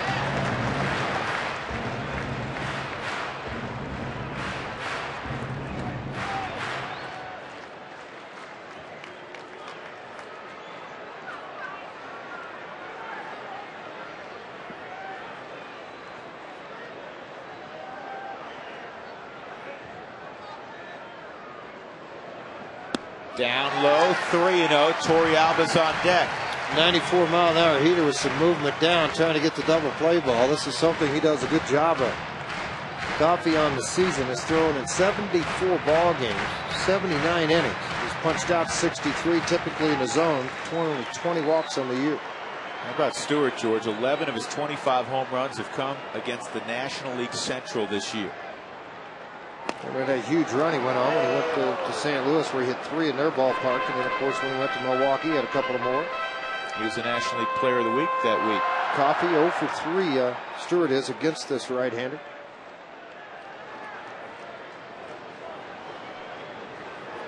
So he'll dial in a location here, first and third. Nobody out, tied at 2.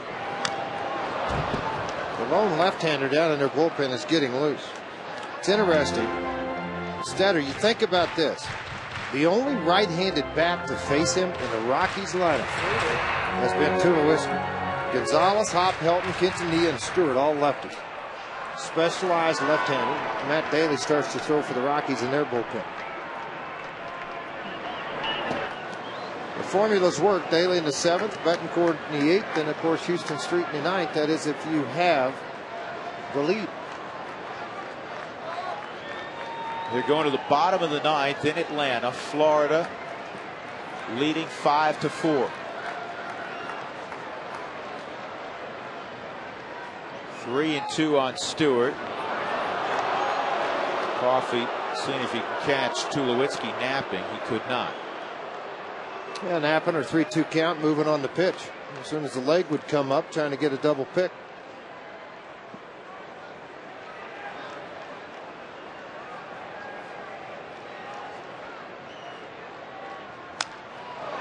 Fouled off.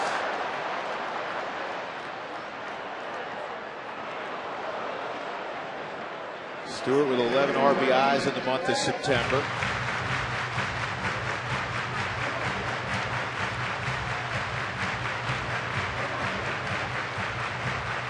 It's been so long, but you almost forget Stewart has made 20 starts this year at second base. He's also made 3 in left field and had 1 in right field way back on tax day. 3-2, and this is chop foul. For the Atlanta coming up in this inning, it's not going to be easy for the Florida Marlins. Prado, Chipper Jones, McCann, and Anderson. 2, 3, 4, and 5 for the 9th inning. It's never easy. Can you not be an optimist and say 2, 3, and 4? Did you have to add Anderson? Well, I was only giving you what Doug gave me. You only need 3 outs. You don't need 4. I don't know. He said we had that 4 the other day. Yeah, that's right. Corey Hart earlier in the game was trying to get a 4th out. Let us get a fly ball here. Well, stay there. Todd thought about it, but that thing came ricocheting back to Kendall. Ball 4, and now they're loaded up for Torey Alba, who has been very, very good with the bases loaded this year. Well, you know, if you don't want to give the guy anything to hit, you can throw that. Because obviously that's not going to catch anything. Slider that he worked completely under. That ball was flung completely out of the reach of anything that Kendall could do with it. Torey Alba with the bases loaded this year. 3 for 6, including a double. 7 RBIs.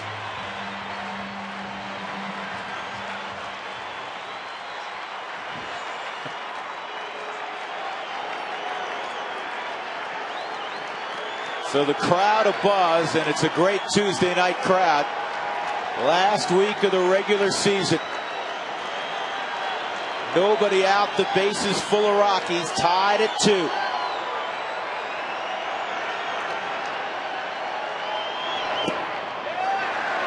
Ball 1.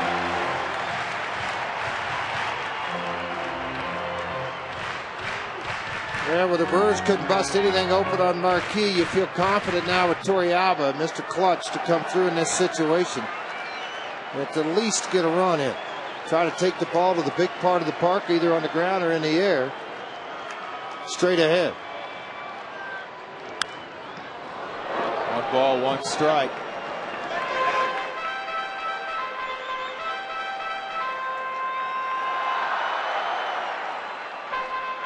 Well, Atlanta, George, got the leadoff man on in the bottom of the 9th inning.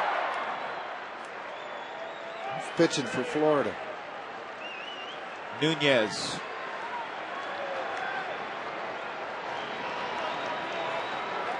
Helton at third, Tulowitzki at second, Stewart at first. 1-1 on Torey Alba. And this ball to center field. Cameron can throw. Here comes Helton down the line, and the throw will be cut off. Throw to third. Safe there. Torrealba gives the Rockies a 3-2 lead with a sac fly. Heads up base running by Tulowitzki, getting to third with one out.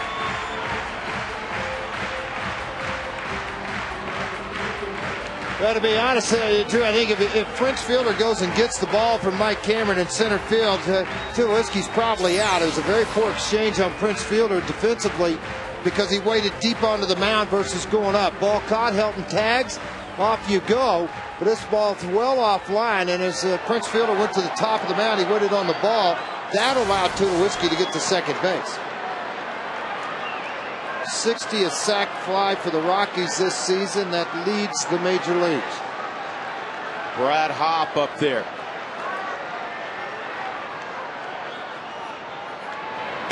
Outside, ball one on Brad. Hopp in his career versus Coffey is 2 for 2.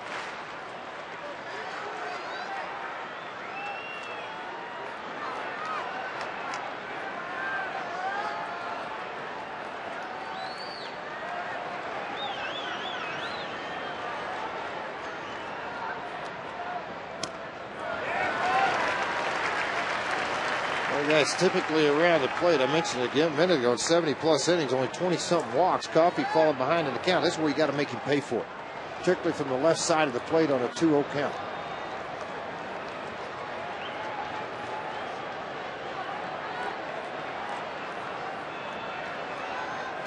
And here is that 2-0. 2-1.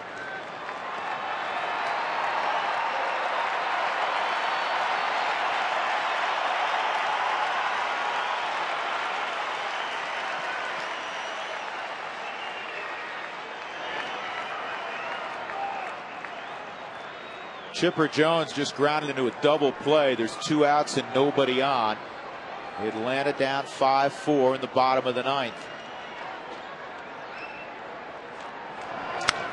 Slowly hit to second. The tag was avoided. Throw there, safe. Stewart now moving to third. Hopp will stay at first. 4-2 Colorado. Milwaukee fails to record it out. The gymnast, Ian Stewart, avoiding the tag. How about that? I mean, the guy came up on him, going to try to make the tag. Stewart dove under it. Didn't even come close to tagging him. And then Lopez flips the ball at second base, and Hardy completely out of the reach of anybody. Ball tapped out, and you're thinking, all right, got a double play if he can get the tag here. Well, he swings under, and when he does, it ends up tripping, and then he just throws it totally wild to second base. See, watch, Stewart's foot's going to hook him right here to take him out of the double play ball. Trying to make the throw to first base. Surprised there wasn't a little argument there come out from Ken Maka. That was a strange play.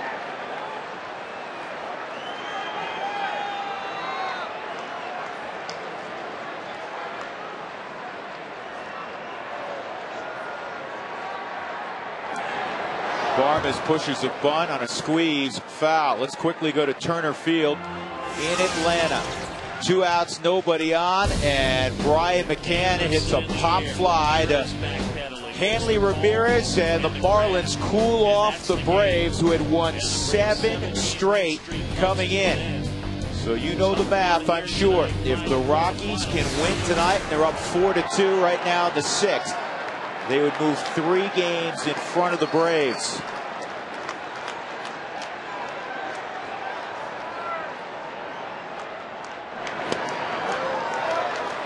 Think of the last 3 times Barmes has been at the plate, George, with less than 2 outs and a runner at third.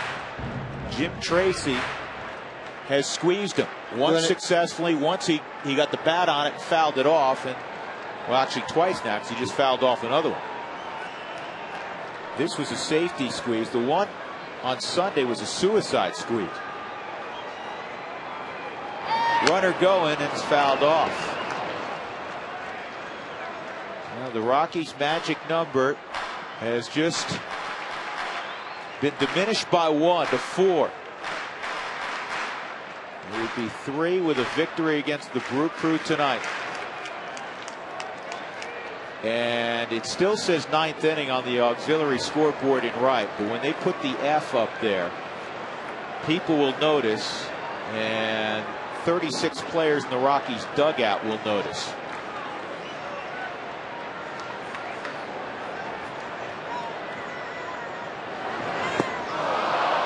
Hop is gone. Marquis, who was on deck, just got called back.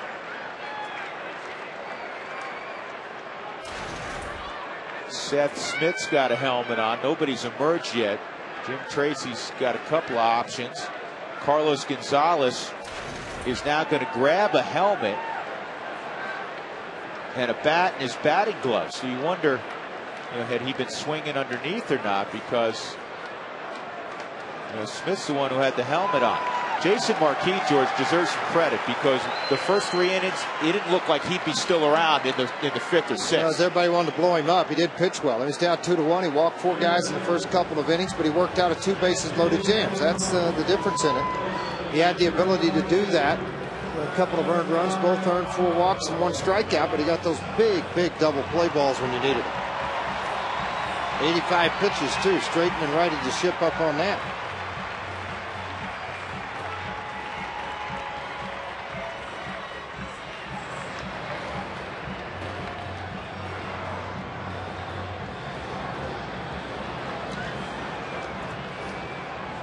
Jim Tracy, by doing this with Gonzalez, George, he saves Smith. Ken Maka is going to go bring in the left-hander, I'm guessing, because he's on his way to the mound. Yeah, jogging though instead of walking. Yeah.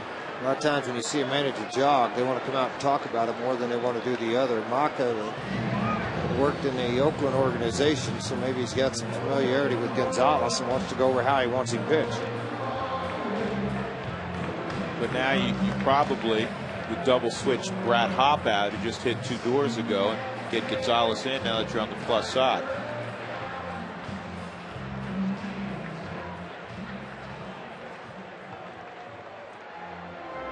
You got to keep the defensive arm and glove in the game, wherever you may put it, whether it goes with Spilborghs and left or it goes to center field with Fowler, depending how far this inning goes. Well, your 3 best defensive outfielders would be Spilborghs, Gonzalez, and Fowler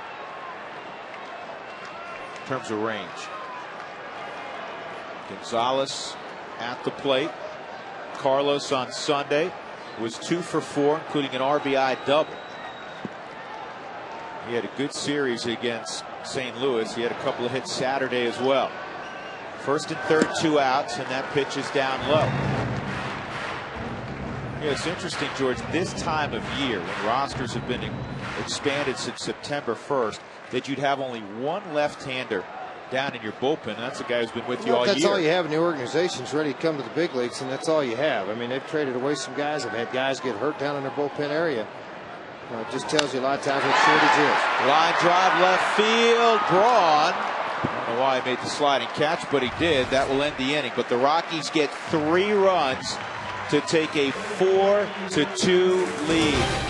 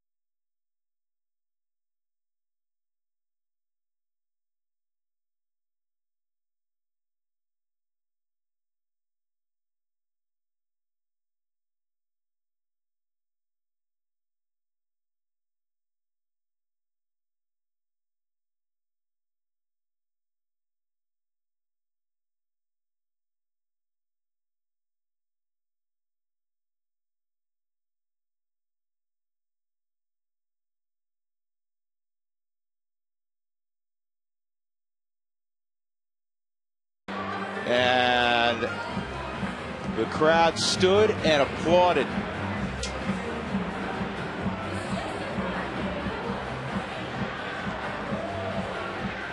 (4-2) Colorado. Ian Stewart is in at third base. And Matt Daly is on the hill. This call to the bullpen is brought to you by Comcast. Call 1-800-COMCAST. So Daly will handle the 7th inning.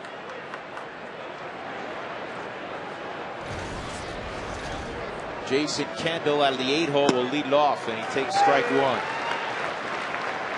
Jason Marquis goes 6 innings,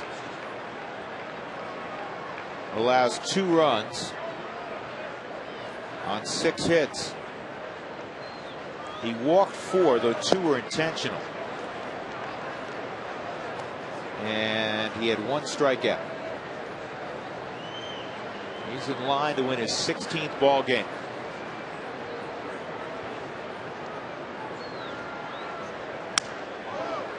Broken bat, ground ball to second. Barnes hung with a tough hop, 1 out.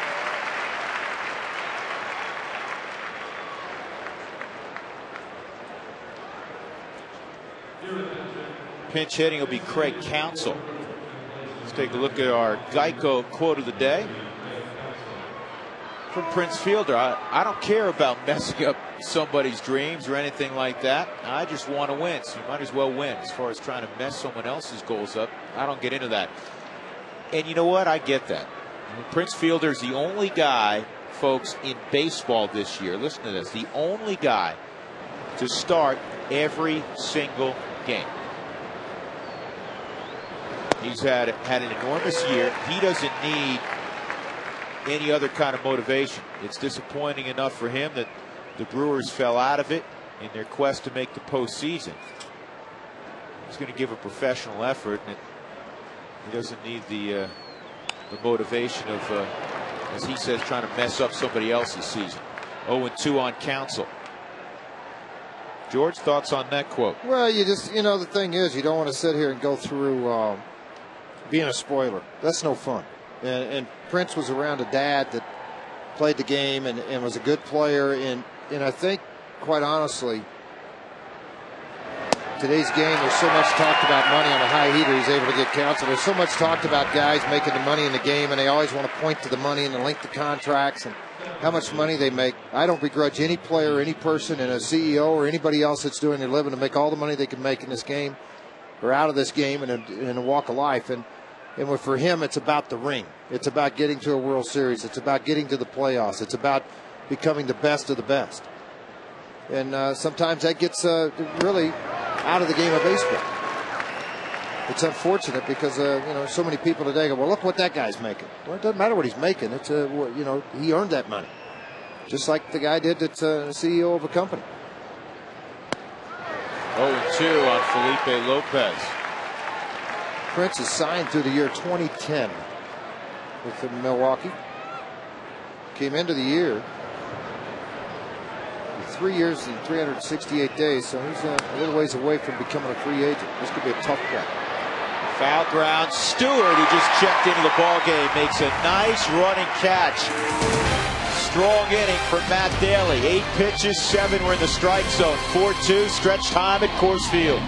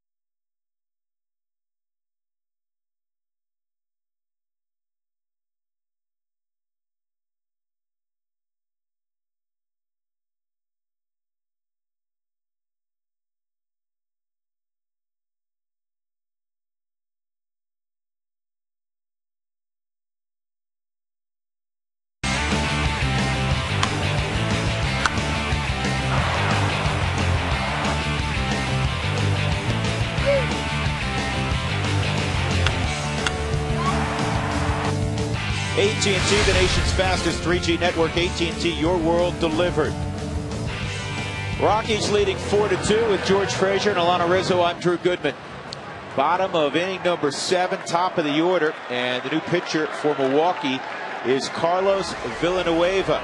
This call to the bullpen brought to you by Comcast. Warm up to unlimited local and long distance. Call 1-800-COMCAST. Dexter is 1 for 3. He doubled and scored in the first inning, driven in by Todd Helton, who has 2 ribbies tonight. I still don't think, George, even though he showed it, bunt's not a bad play. McGee's made 1 error tonight, maybe should have been a second error. He's in on the grass, make the field one. That's inside, 2-0.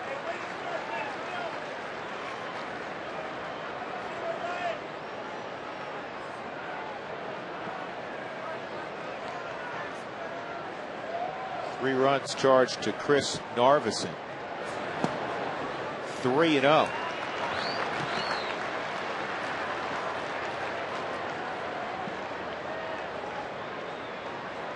Coffey works an inning, gives up a run on a hit, walked 1, and struck out a batter. Ball 4. A 4-pitch walk to Dexter Fowler. That'll work.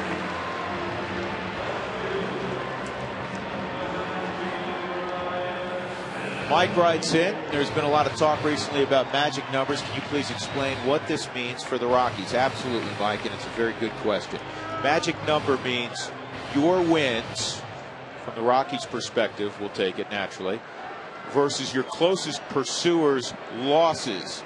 And you add them together. So in other words, right now, the Rockies' magic number after tonight, with the Atlanta loss, not including this ball game, it's not over, obviously. Here's a strike on Spilborghs, is 4. So if the Rockies win tonight, you eliminate a number, it's 3 tomorrow morning. If Atlanta were to lose the next 3 games and the Rockies not win, the Rockies win the division because, again, their losses and wins. Win the wild card. And if the Rockies win 4 games, it doesn't matter what the Atlanta Braves do. So your wins and your closest pursuer's losses, when they add up to 4, it's all over. The wild card will go to the Rockies.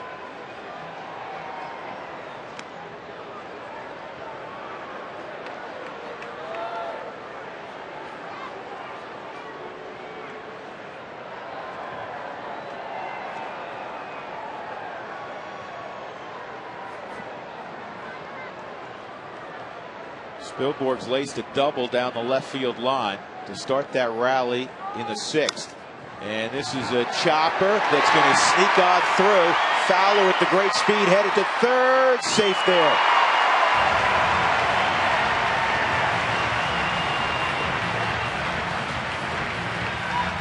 George, how many strides do you think that was for Dexter between 2nd and 3rd? 4. I'm telling you, I don't think there was many more than that. It's all about reaction off the baseball and recognizing where it is. And I think that's where Fowler does such a wonderful job. The right-hander, go ahead and face the right-hander, and the ball just squeaked through right through the left side, just out of the reach for the shortstop Hardy. You're going to watch Dexter as he makes this turn. Just watch when he gets set. 1, 2, 3. Well, okay, there's a few, but it's long. About 9 or 10. He's very, very good at what he does, obviously, and I think where he helps himself so much is when he cuts the corners so well on the bats. He's been taught He cuts the distance down very well. Paid attention to the guys in the minor leagues, teaching him how to run the bases. 0-1 on Helton. Single and a double in 3 trips tonight. A couple of RBIs.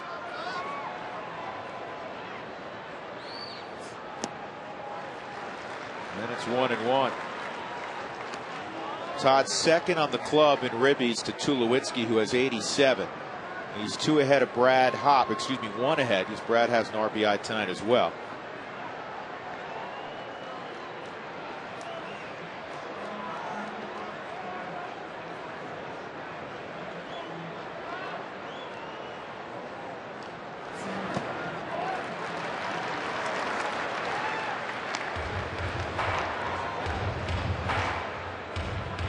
At the homestand for Helton, 12 for 24, 6 RBIs.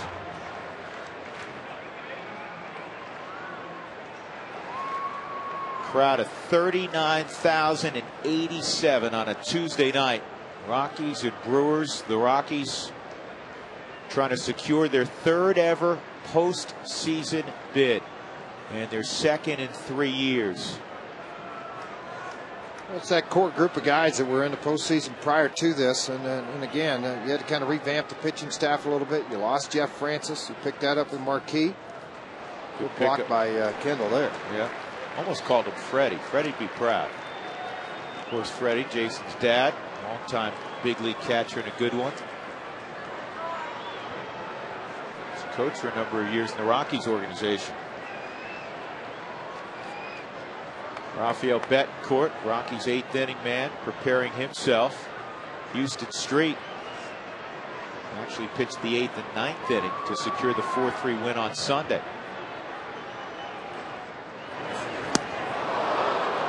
Hold the string, 3-2.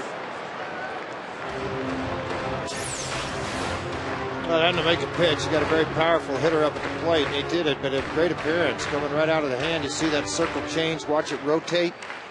And as it comes to that inside, that's what creates that little bit of fade on it. But it started about belt high, and you can see it ended up at about knee high.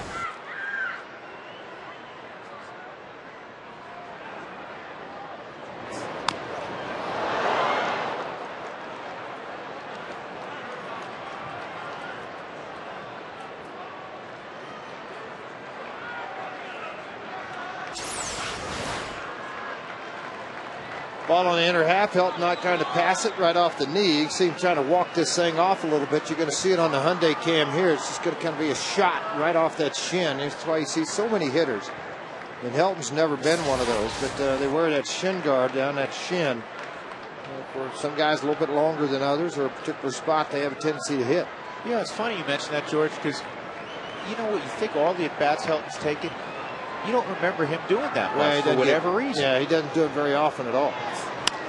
Todd ground ball. They're going to get an out, and the throw to first completes the double play, but the Rockies get another run. 5-2.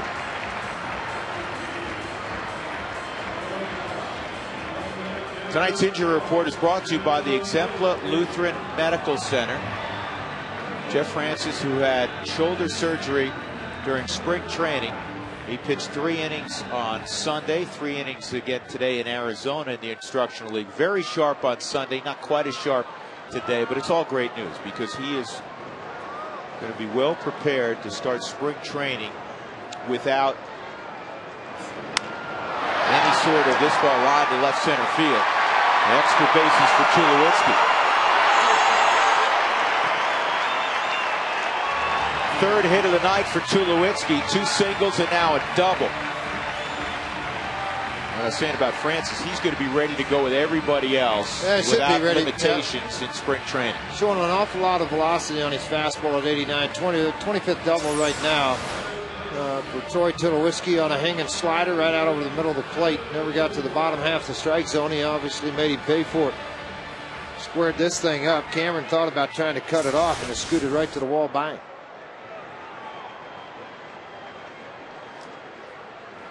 Stewart with his second at bat. He pinch hit for Atkins in the 6th. Stayed in the game at third base. He walked. And he made, well, you know what? He made, George, one of the more, I don't want to call it acrobatic. It was like all of a sudden he slithered underneath the tag at second base. I don't know how you could do it when you're 6'3", 230, 235, but he all of a sudden made himself really small and elusive. And it was maybe the key play in the 6th inning. Well, he hooked it. You know, whenever you say elusive, he went up underneath him, slid, hooked the foot, took it right out from underneath him, turned him upside down.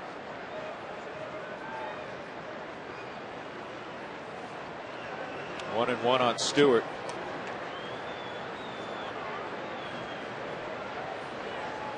Two outs. Tulowitzki at second. Carlos Villanueva, who was used for a period of time in July as a starter without much success, working out of the bullpen.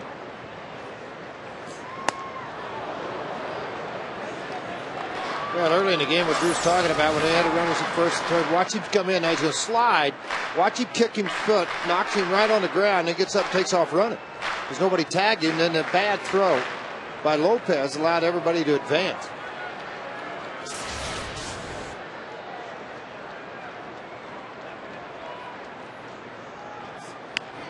And this is on the ground to second. Lopez to Prince Fielder. In the inning, the Rockies get a run. They extend their lead to 5-2 as we march on to the 8th.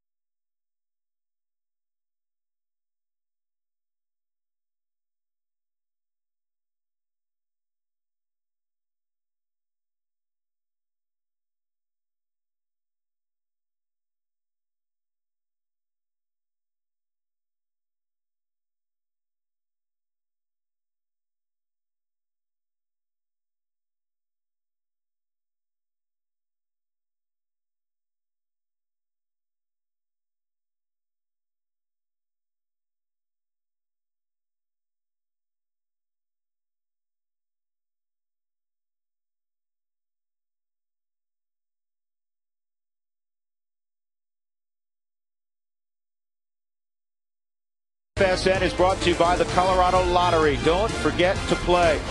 By Tough Shed Storage Buildings and Garages. Call 1-800-BY-TOUGH or visit them online at toughshed.com.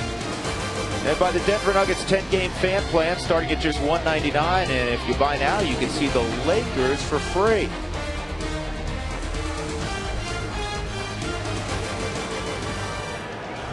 Eighth inning, Rafael Betancourt with the Rockies ahead 5-2. He'll face Corey Hart, Ryan Braun, Prince Fielder. The thick and dangerous part of Milwaukee's lineup. This call to the bullpen brought to you by Comcast Digital Home Phone Service. Warm up to unlimited local and long distance. The number to call, 800-COMCAST. Well, things expanded obviously with a 3-run lead for Betancourt.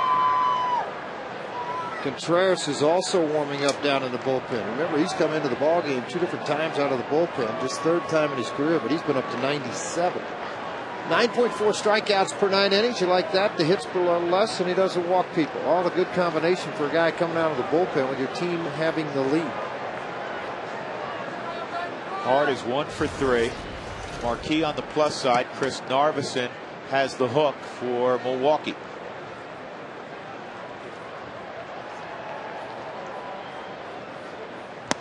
Swung on and missed on a 94-mile-an-hour fastball. Once again, Atlanta has lost tonight 5-4 at Turner Field in Georgia. The Marlins get the victory and end the 7-game winning streak of the Braves. By the way, the Rockies rotation this year has won 66 ball games. Think about that. Marquis hangs on tonight, 2 16-game winners in the rotation, a 15-game winner. Cook with 10 wins, and then 9 wins by Mr. Hamill.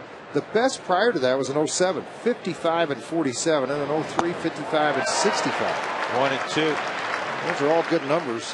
Obviously, the starting pitching has been the foundation of this ball club.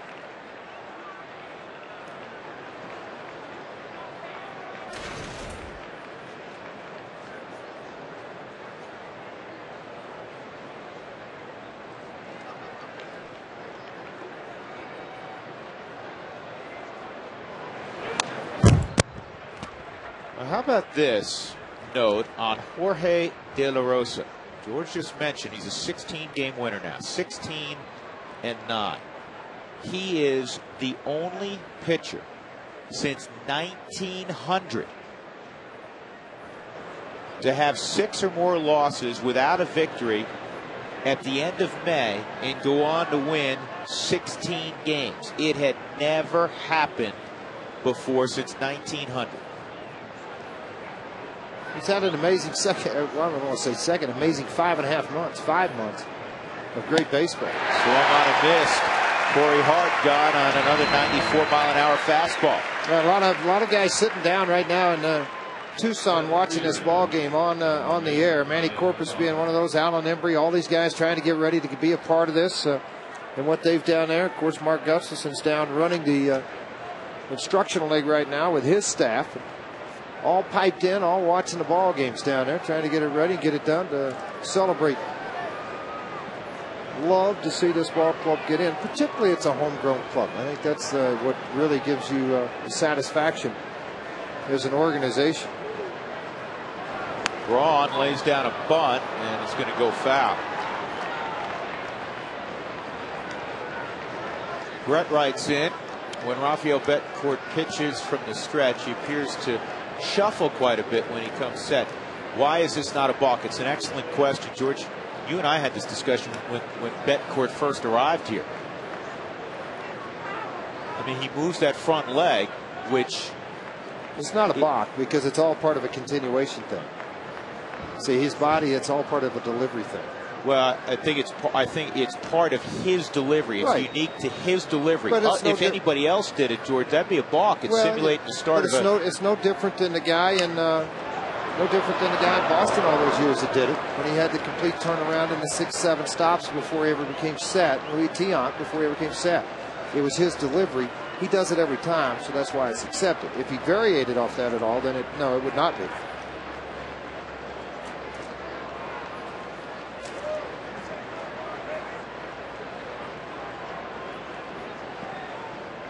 It's an excellent question. 0-2 on Braun. 2 doubles tonight. And a strikeout of Braun on a slider with a lot of depth to it. 2 outs. Everybody talks so much about him being just a fastball pitcher, but the one thing I've noticed when he's got up on top of the baseball, his slider turns into basically a really hard curveball. Now you watch, you're not going to see a left turn off of this pitch as much as you are a hard down move on the baseball.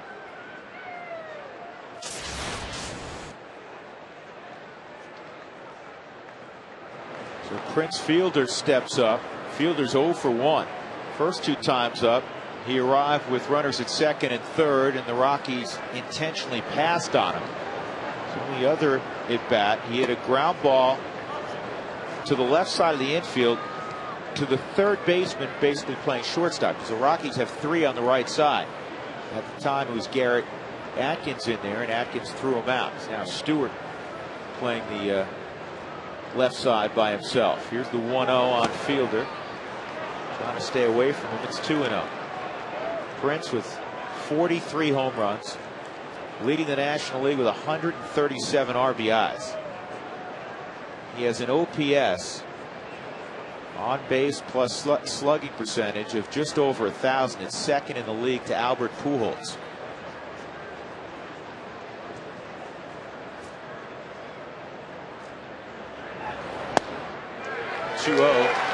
Is a strike.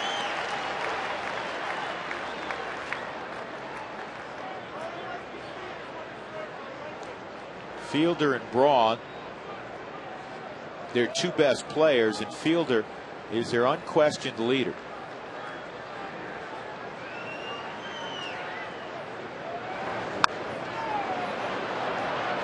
Two and 2. Fielder last year hit .276 with 34 home runs, 102 driven in. 2 years ago, he hit .288 with 50 home runs and 119 RBIs. If he can maintain this batting average, it'll be a career high for him.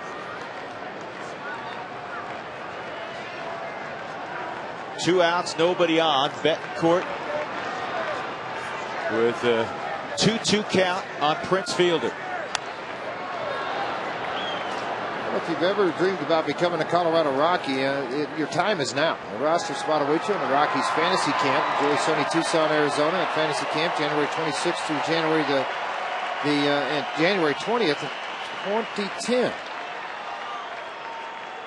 I believe that's January 26th through February the 10th.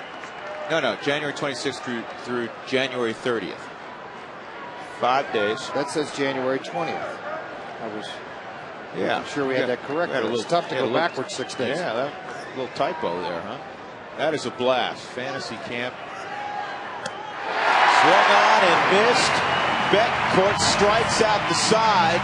Not just 3 guys, it's Hart, Broad, and Fielder in the 8th. 5-2 Colorado.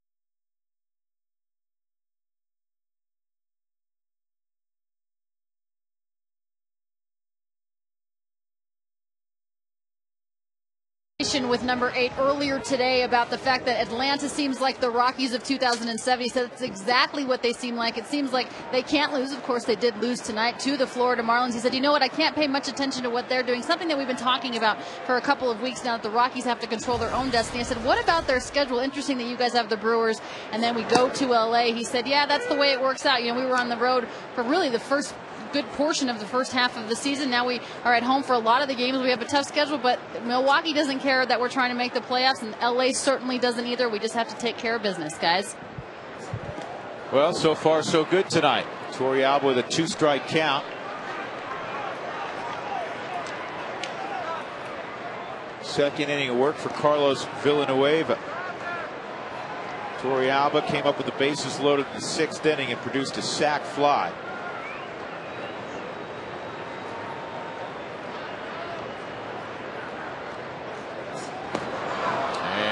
Hard breaking ball strikes out Torrealba. 1 out in the 8th inning.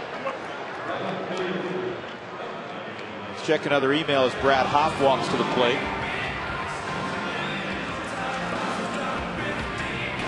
In your opinion, has clutch hitting or solid defense been a bigger contributor to the Rockies' success this year? They've had some obviously big moments in terms of clutch hits, but I think overall, George, just like 07, I defer to the defense. How about you? Well, yeah, you know, and again, I mean, it's just, if you don't have good defense, you're not going to win. If you don't have, you know, pitching, you're not going to win. So it's difficult to outslug people. This ball, the gap in left center field. And Brad with a 1-out double. Well, I know he's been on base 3 times, a walk and an error, and now this double into left center field. And what's impressive for me, that's when Hop hitting the ball on the line, not a high fly ball double, but hitting the ball on the line into left center field. Jason Giambi steps out into the on-deck circle. Get as many at-bats for him as you can. Yeah, you don't like the day to go by where 23 doesn't get to swing the bat. Still cracks me up, George, at his first couple swings when he walks out in the on-deck circle are right-handed. They look pretty good. Yeah, part of that is, and the reason guys do that is to get the right forearm loose because of the extension on top. And then it just kind of loosens up all the body. Some guys do it because of superstition.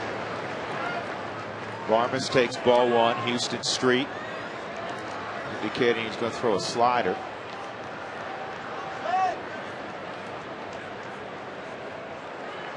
One and 0.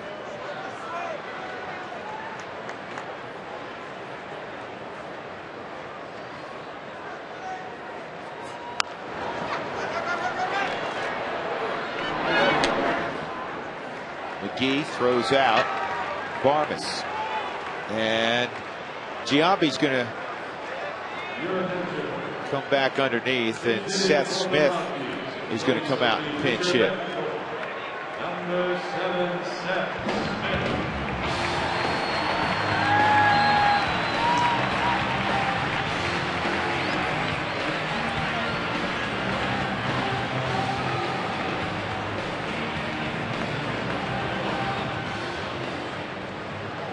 The thought there, George, that Jim believes that maybe they just walk Giambi anyhow? We'll probably walk Giambi anyway. They'll go ahead and pitch to Seth Smith. But if you look at the numbers, either one of them, I mean, it's like a double-edged sword. And which one's the better? One's going to hit the ball out of the park a little bit more often, maybe.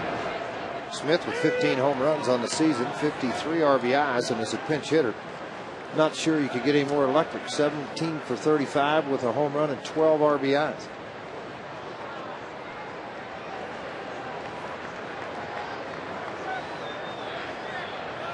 Here's the 0-1 to Smith. It's bounced off the plate foul, 0-2. Giambi has an on-base percentage with the Rockies of .560. He has 7 hits and 18 at-bats. He has 7 walks.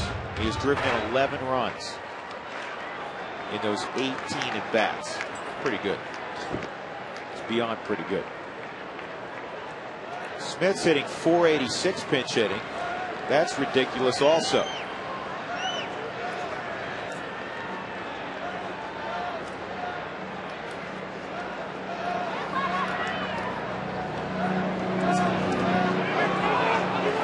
He went around. Smith's got to go. If he ran, he's safe at first base. But I think he didn't know that he went around and he swung at it, Drew, and then when the ball hit him, he thought it's dead, and he'd advance to first base. Bill Miller was indicating strike 3 for a while. Watch again.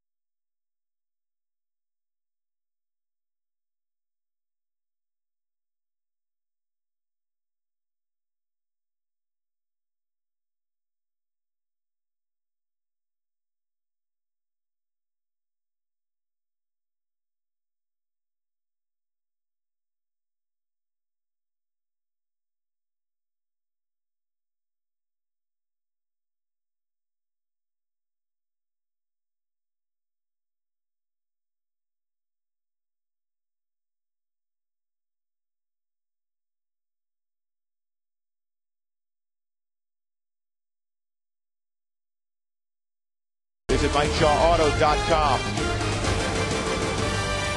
We've arrived at the 9th inning. The Rockies in front by 3 runs. That means it's Houston Street time. It's also time to check in with Tom Helmer for what's to come after the ball game. Tom, all yours. After the game, Drew, we'll talk about Todd Almighty. Todd Helmer with a couple big RBI in this ball game. Also, Tenacious D, great job defensively by the Rockies and hitting the mark. Jason Marquis looks like he's going to break through, pick up that 16th win. We'll talk about all of it right after the ball game. Drew? On your feet for Street. I like That's it. creative. Very creative. Fans everywhere here in since August the 20th. They've had a lot to cheer about with this young man. 9 1/3 innings, 2 hits, a walk, and 12 punch-outs. He hasn't given up a run. This call to the bullpen brought to you by Comcast. The number to call, 800-COMCAST. Casey McGee will lead it off. Houston Street, for the 3rd time in his career, had a save in his last outing that required more than 3 outs. He had a 6-out save on Sunday as the Rockies held off the Cardinals 4-3. Chance to go 3 up on Atlanta, who lost at home 5-4 to Florida tonight. Now McGee fouls it off.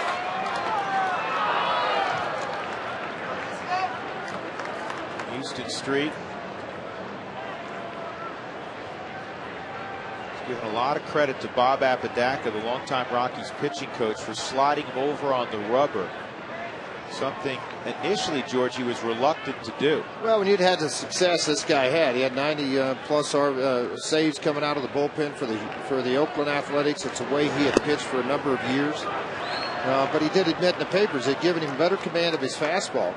And then where it used to be pitched off the slider, that's what he was known for. Now he's pitching off the fastball. He's gaining better velocity. The arm angle is where it should be. I'm just so impressed with the way he goes right at leadoff batters. I mean, he comes at him. He got away with a hanger there at 85, just checked it. But the leadoff man that he is able to retire in a ball game, it's not matched by many in baseball. And I think that's so important. When you start to talk about it, 75% of the time he has come into the ball game and shut down the leadoff man. And the leadoff man is shut down and shut out. He's gone. McGee for the first out in the 9th inning. Yet another strikeout for Houston Street, who has 69 in 59 2/3 innings. A reminder, when the Rockies score 7 or more runs in any ball game, the place to go the following day is Taco Bell. Do it between 4 and 6. Get 4 tacos for $1 with the purchase of a drink.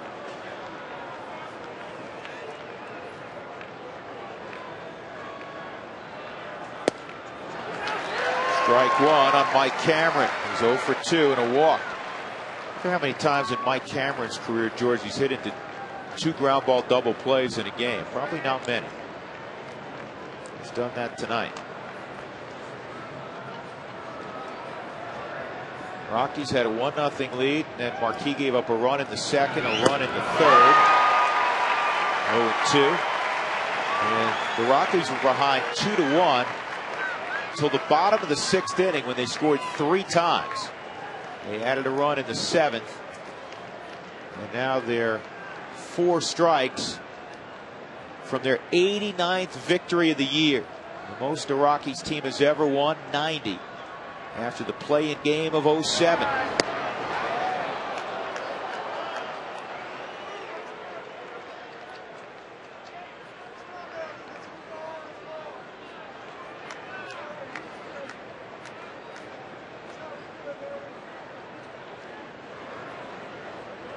Here's the 1-2. He's got him. That's got him. Ooh, I was wrong. Forgive me. I'm not Bill Miller, I guess. Well, slider, it moved off of the plate. I think maybe more looking at where Torrey Alba was. It was close enough, but well off of the plate, 6 to 8 inches off that outside corner. I thought maybe Cameron might have offered at it. Go there again, he'll swing. No. Freeze fastball. So you got to get along with the thinking of a hitter. On a 1-2 count, you snap slider. Then they see appear the ball away as a right-handed hitter. You see the ball away. A lot of times you'll freeze because you think it's a slider off the corner. It's not going to stay in the zone. That's what he tried to do on the 2-2 count to the outside corner.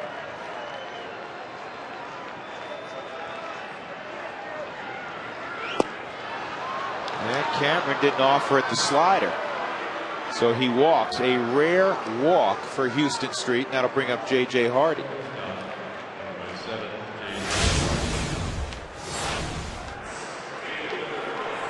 As you go back to Miller Park and watch what he accomplished there, you see a lot of swing and misses. You see a lot of right turns. You see a lot of guys grabbing some pine because it ended quickly. He took advantage of some shadows, pinpoint control. Well, George, those were 3 games that were all tight. 2 one-run games and a 2-run game. Street got the save in all 3. And that came after the Rockies had swept St. Louis 4 straight. When they departed Milwaukee, they had an 8-game winning streak. It all began in Houston. Part of what he does very well, and you think about this. Cameron going, this is a base hit to center field. And now you have the tying run at the plate, Jason Kendall. Now, part of the thing I started to say about Houston Street that I think he does a pretty good job of, and now he's kind of worked his way into it, is that there's only been a couple of times this entire year when he starts the 9th inning that he's worked his way in to this situation where the tying run is at the plate.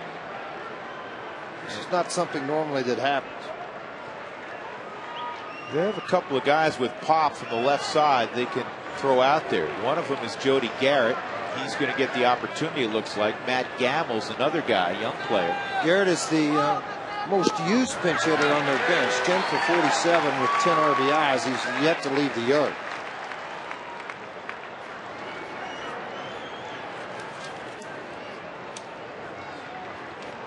That's just the 13th walk this year allowed by Street. 0-1 on Kendall. And this ball is hit well to left. Get down. That's gone. A 3-run home run to tie it up. Do you believe this? Second home run for Jason Kendall all year. That's not what you're thinking with Jason Kendall at the plate. A walk, a hit, and a bomb. And they're rejoicing, I'm sure, in the clubhouse in Atlanta. This crowd is shocked, as are we. Got a slider on the inner half of the plate. Look at their dugout. They're just screaming go because they know it's on the line. And for Jason Kendall, not known for his power, he takes it over to the 347 sign to left field. Just his second blown save all year. More of a shock thing right now going on with Houston Street, and to get back on course of where you were. And again, Bob Apodaca has gained the trust of Houston and many of these guys on this Rockies pitching staff. It's even more shocking, George, than the grand slam Betancourt gave up against Edgar Renteria in San Francisco. Even though Renteria hadn't homered since April, he is a guy that hits some home runs. Kendall, at this stage of his career, in the last 4, 5, 6 years, he doesn't hit home runs ever. 74 total in his career, now has 75. Ground ball to short. Tulowitzki will throw out Garrett for the second out. Now you have to flip ahead. In the 9th inning, the Rockies will have the top of their order. Fowler, Spilborghs, and Helton. That is just the 9th home run since 2005 for Jason Kendall. He went, George, I want to say he went over 1,000 at bats at one point in the last few years without hitting a home run. Some ridiculous number. It might not have been 1,000, but it was a big number. I've asked him about it. You know, he's still a quality hitter. George, he used to hit some home runs. Remember the terrible foot injury he had running up the first base line many years ago? With that, he lost some of the pop, some of the drive with his legs. So now we'll go to the bottom of the 9th inning. All of a sudden, it is a 5-5 game. Didn't think we need a bottom of the 9th. Todd Helton has driven in 2. Can he drive in one more?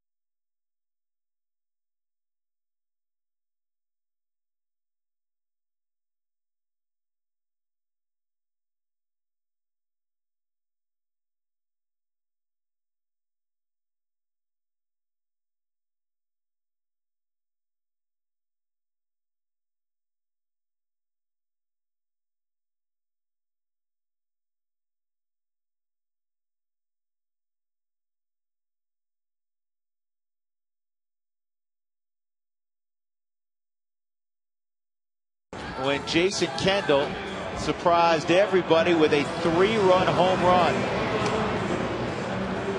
Earlier, I was talking about the fact that he got a long period a couple of years ago without hitting a home run. It wasn't 1,000 at-bats, it was awfully close. It was 961 at-bats for Kendall without a home run.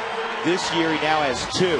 One on August 7th, and here on September 29th. Claudio Vargas, who the Rockies are very familiar with, formerly a starting pitcher with the Arizona Diamondbacks, earlier this year with the Dodgers, traded to Milwaukee.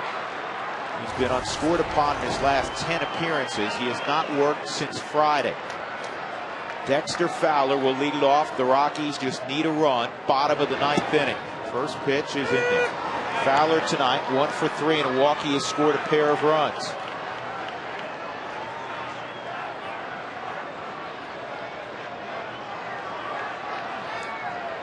Well, I guess Colorado just trying to make it a little more dramatic. Well, they are 13-3 this year at Coors Field in their final at bat.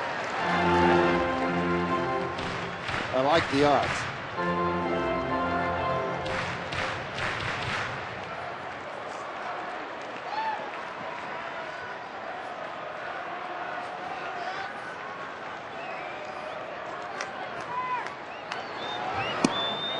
Did he hold up? No swing.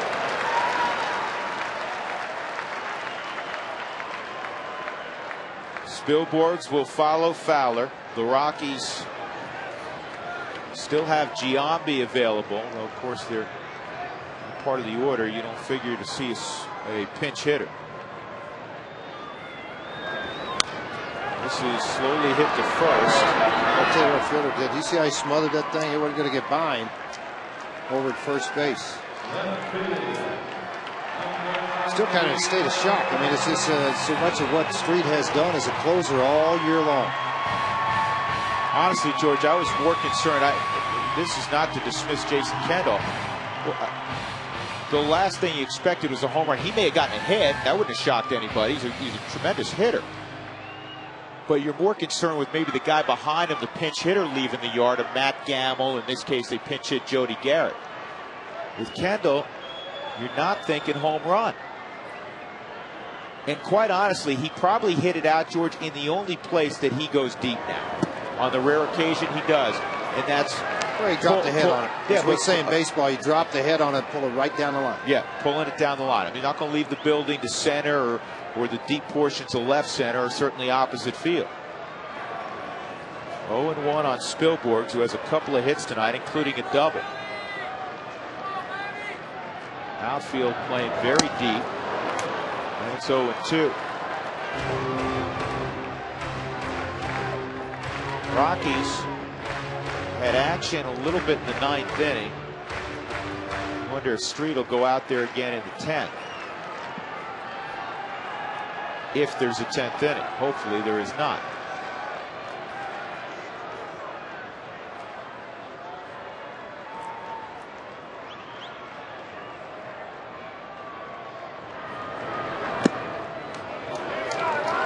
One and two.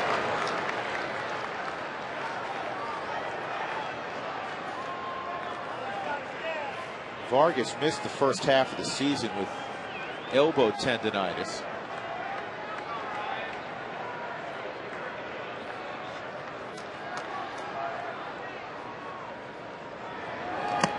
Two and two.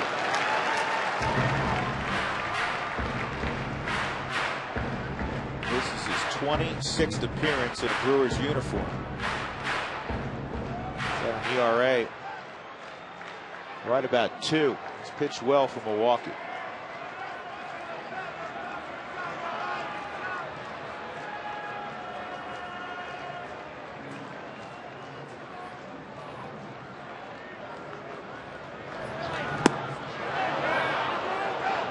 Three and two.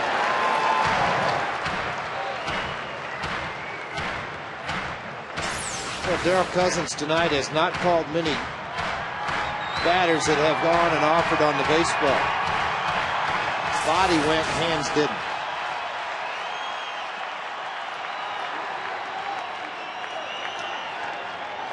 Three and two on Spilborghs with 1 out and nobody on in the bottom of the 9th. Tied at 5. you get a piece? Yep. Foul ball.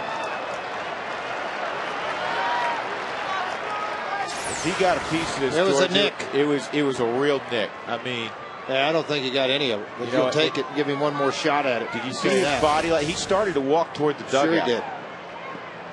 Well, that's why Kendall, I think, grabbed it and tagged it. Hey, good. Hang a slider.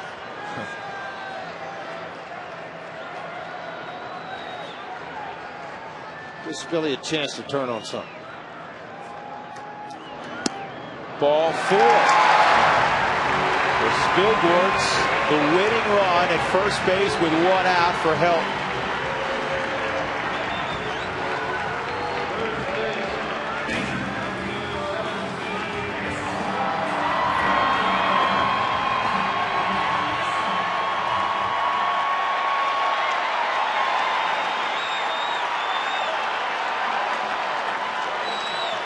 Young will pinch run now for Spilborg, so you know what this means. You've got a catcher behind the plate.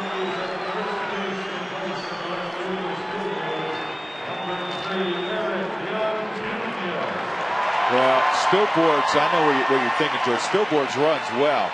Young is a stolen base guy. Well, he runs well, but you're exactly right. This is a guy that steals bases, 58 of them in AAA this year.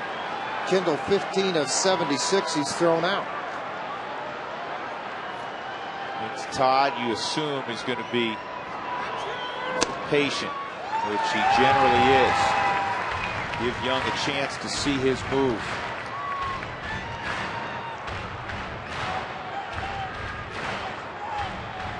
Probably very few times in Ryan Spilborgh's baseball career, if at all, he's ever been pinch run for. But when you have a guy who's got electric speed in Young, this is why he's still here. This is why he's on this and not starting, but this is his main thing to do. It's why also he could be on a postseason roster because of this attribute.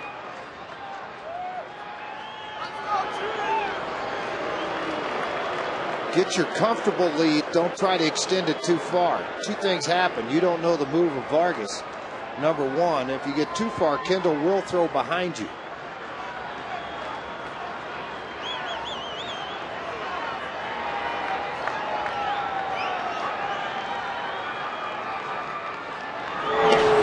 I'll tell you what, George, he was leaning. Money, it's not good.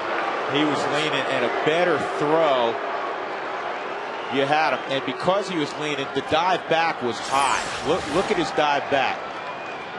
He starts to make that move. See, his shoulder started to turn, but he does know where the backside of that face is, obviously.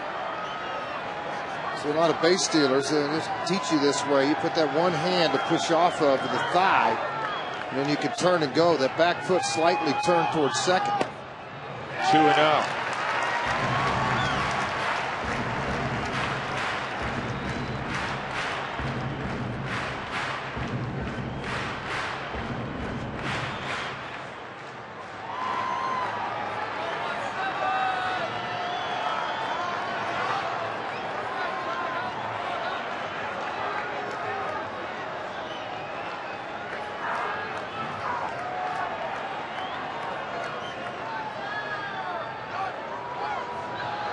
Figure to run here.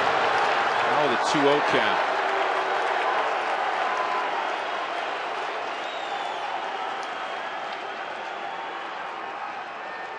We've seen the same situation so many times with Jim Tracy. Get that guy to second any way you can. Contreras warming up for the Rockies. He is going, and Helton had a pitch to lean on. He fouled it straight back. Yeah, don't fault Todd Helton either. I mean, you want him to have that ability to clean it, hit a ball into the gap, and if EY's happened to run, this ball could have been smoked. I mean, he got just what he needed to try to drive. Does Eway have the stolen base? Yeah, but look at this pitch. Helton drives that in the gap. You got a winner. You got a dog pile going on at home plate and at first base with Todd Helton. That was a walk-off home run swing. That's a strike. It's 2-2. Vargas fairly quick to the plate that time. 1-2-8.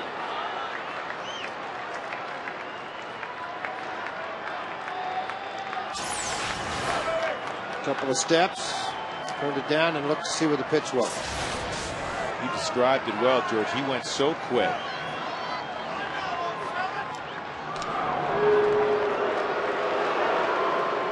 Tulowitzki's on deck. There's one out.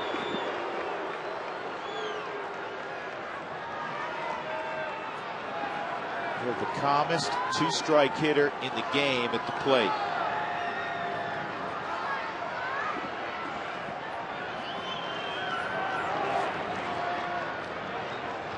Young gets picked off. Yeah, the last thing you wanted to have happen, and that's what happens. You extend that lead too far, and you get out there. I know he's disappointed right now, and there's not a hole deep enough he can't find to crawl into. He's very upset. Because Jim Tracy put him in that position to steal a base for what ended up happening, just a snap move. But did you see the lean? The knee open up to that side, and when it did, he's stuck. All he can try to do now is get away from Prince Fielder and try to crawl out of it. Prince able to tag him, and nobody any more disappointed right now than that young man right there. Yeah, this all changes now. Helton gets the pitch. Watch some back leg drive happen on this side.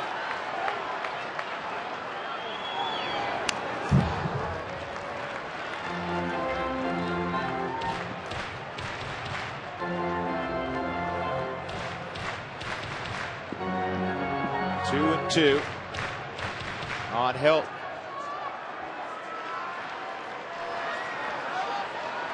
Trying to find his way on for Troy Tulowitzki, who has 3 hits behind him.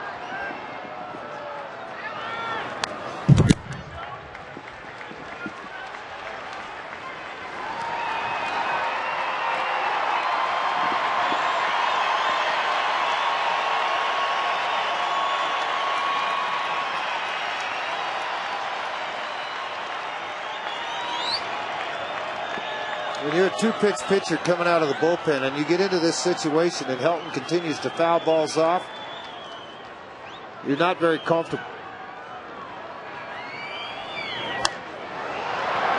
So you see Helton there. As soon as he swung at that pitch, you can just see his lips moving as this, how did I miss that thing? He got another one that he wanted, and he's gotten about 3 in this at bat. I mean, you're going to watch, here's that back leg drive right here, and it's just like, oh my, come on. You know, that's where he's thinking in his mind right now. He's trying to win this with one swing, and justifiably so, because he's a guy that can do it. I go back to the home run off Saito of the Dodgers in September of '07. 3-2. There's not a lot of mystery between the two now because of all the pitches that have been fouled off. Helton has seen everything. Fastball, slider. Vargas has 2 very good ones. But it's still going to have to be the perfect placement. He's got away with some high fastballs in this at bat with Todd Helton.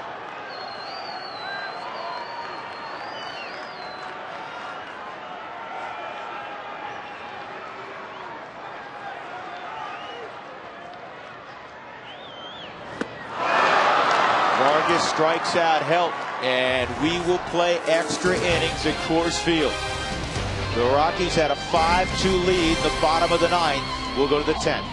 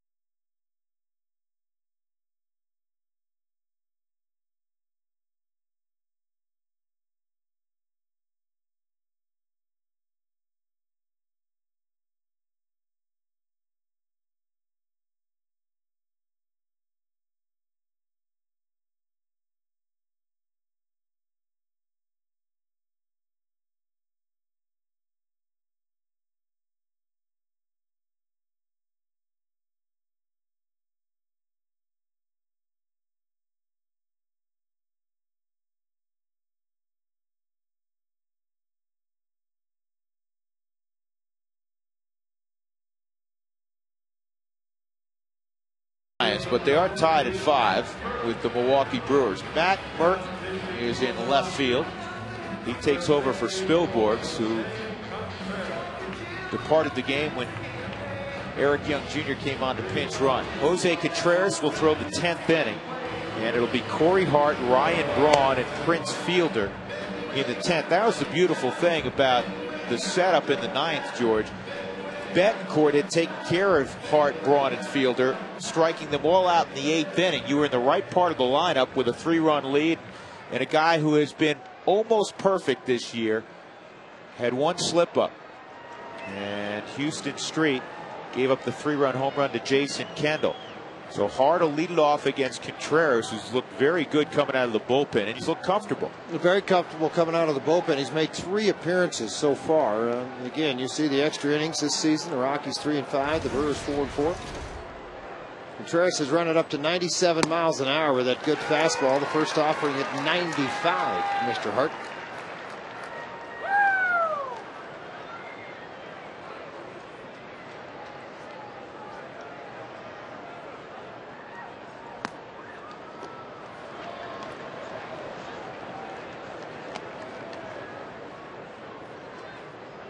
Both of these teams have played among the fewest extra inning games in baseball this year. The Rockies have played just 8. They're 3-5, though they're unbeaten at home, 2-0.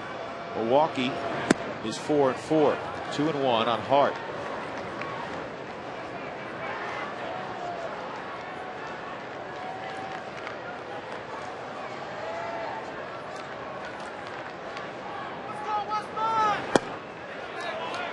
Three and 1.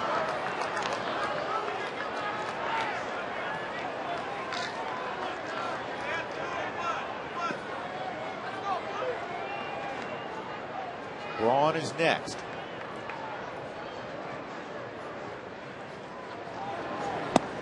And a leadoff walk to Hart. Beimel and Bilal both warming up, the right-left combination down in the Rockies bullpen right now.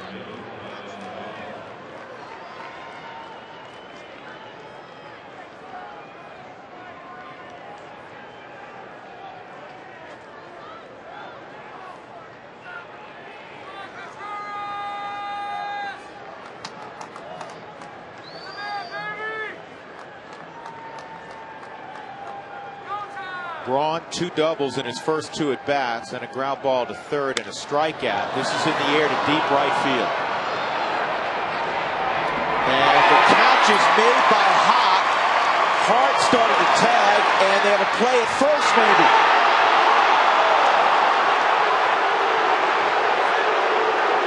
Boy, that was an interesting rotation of the umpires. The second base umpire made the call. First base umpire's got a check going out to the outfield on the ball in the air. The home plate umpire was also going to first, but it was the second base umpire, Jim Joyce, who indicated safe. See, I think he tagged him on the backside before the hand got to the bag, and that's why he's arguing. So watch what happens. This is what Drew's talking about. This ball's hit deep to right field. Earlier, Braun had hit one. The catch off of the wall. Hop staying with this thing the entire way. He catches it off the wall, and then here comes the throw from Hop into second base. Darrell Cousins has gone to right. Here's your umpire following the play as Tulowitzki makes the catch at second base. See him start to sprint back. Thought he had him. Let's look at it again. He's going to have that head first side. Here it is. No way his hand even got in. He's out. Oh, he's out by a foot.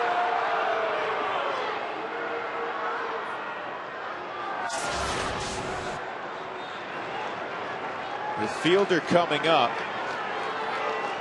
Contreras will depart. 1 out. Beimel will come on.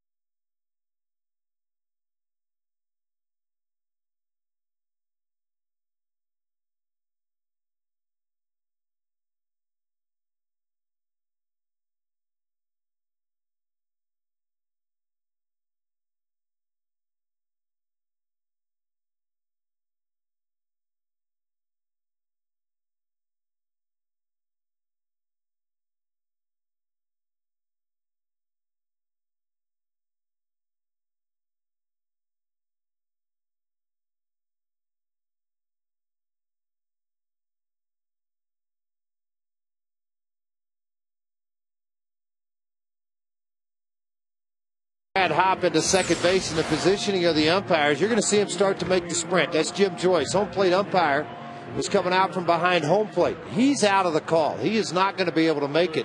But the distance on this call here is much closer than where you see the second base umpire coming back down. A little bit of confusion on the rotation. You know, and here's the bottom of your screen is the home plate umpire, Bill Miller. Much better view, in my opinion. Yeah, and see, I'm not, you know, to me the rotation, I'm not sure, George. Honestly, I don't know. But based on that, Jim Joyce had to cover 2 bags, and that can't be. Ground ball to short, this should be 2. Tulowitzki on his own doubles up Prince Fielder. So the Rockies to the dugout. It's a moot point.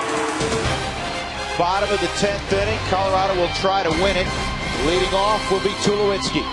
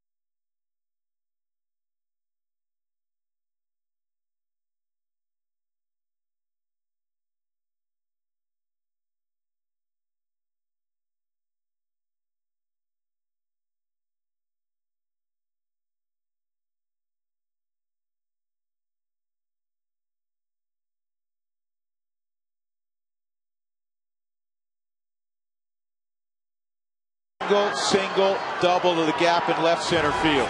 Claudio Vargas, second inning of work.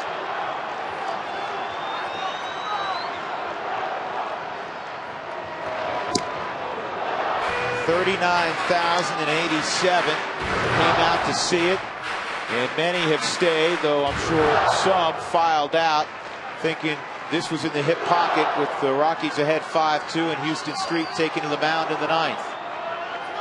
You never know in this great game.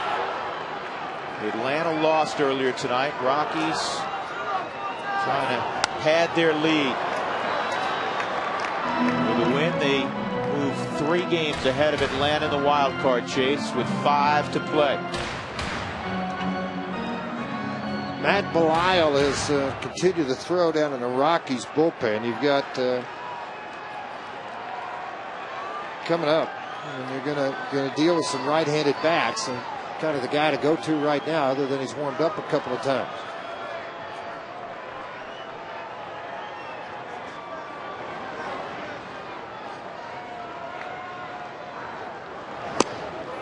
Close.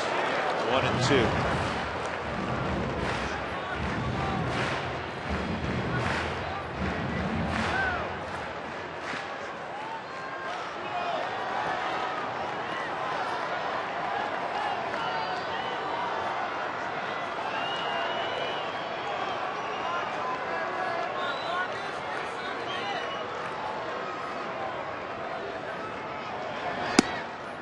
Two and two.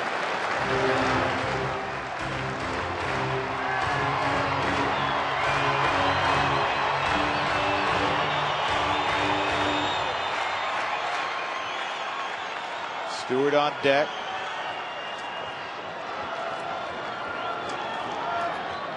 Outfield play and no doubles.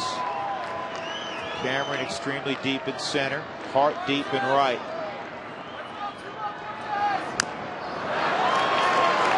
Good plate coverage by Tulowitzki. Yeah, and a couple of foul tips that just popped out of the glove of Jason Kendall, and this time just trying to protect really to the outside corner because it's a heck of a pitch. Just able to nick it.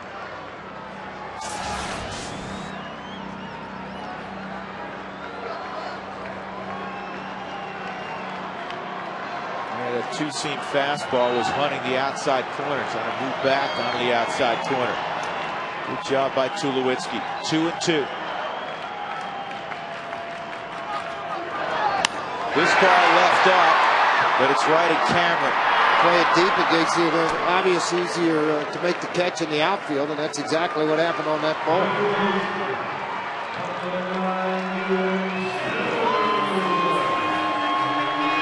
Ian Stewart didn't start tonight. He came on in the 6th inning. Pinch hit for Garrett Atkins. He's walked and grounded to second. He owns 25 home runs. Torey Alba's behind him.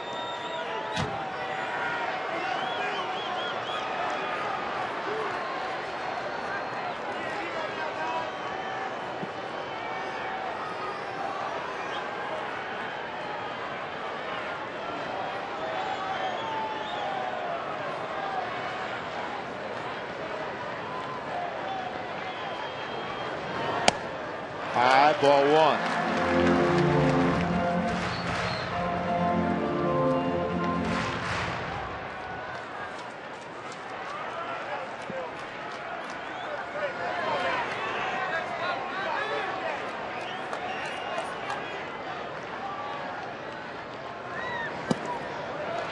Two and oh.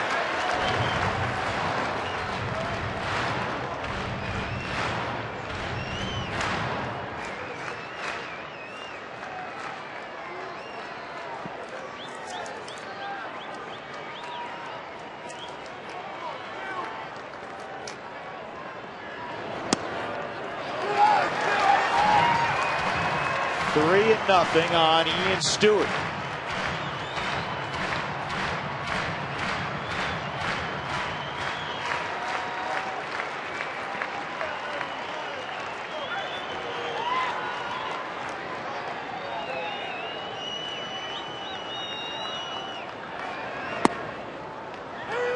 Here's the automatic 3-1. Rockies led 1-0 early. Fell behind 2-1 till the 6th. Went ahead 4-2 after 6, 5-2 after 7. Tied at 5 now in the 10th. This ball lifted foul.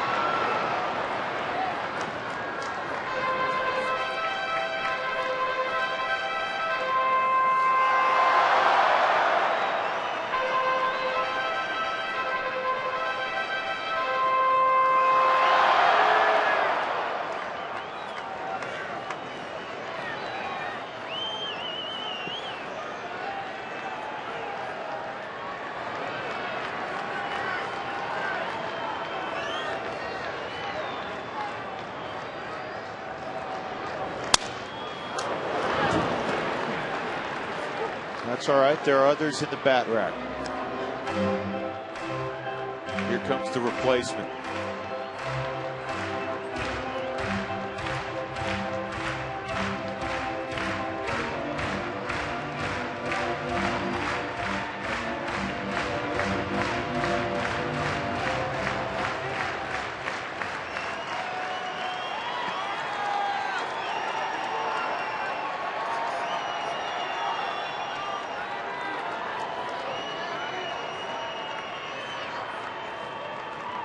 Three-two again.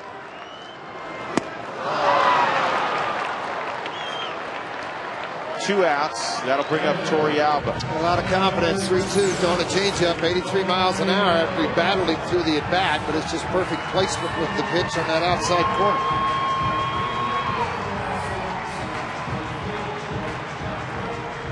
Both of these teams battle with their bullpens. As you get down farther along, you get to the long man of what you normally use in the 3rd, 4th inning. Brewers have yet to use Trevor Hoffman. They've yet to use their left-hander. Setter out of the bullpen.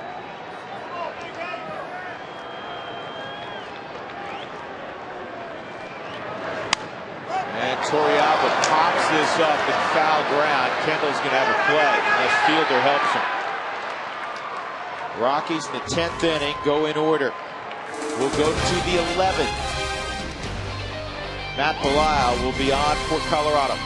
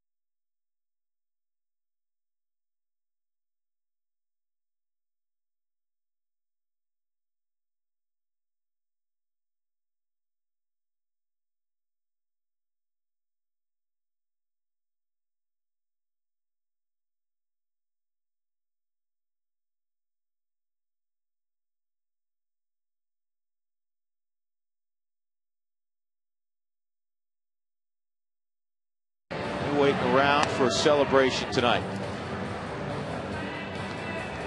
We want to see the handshakes.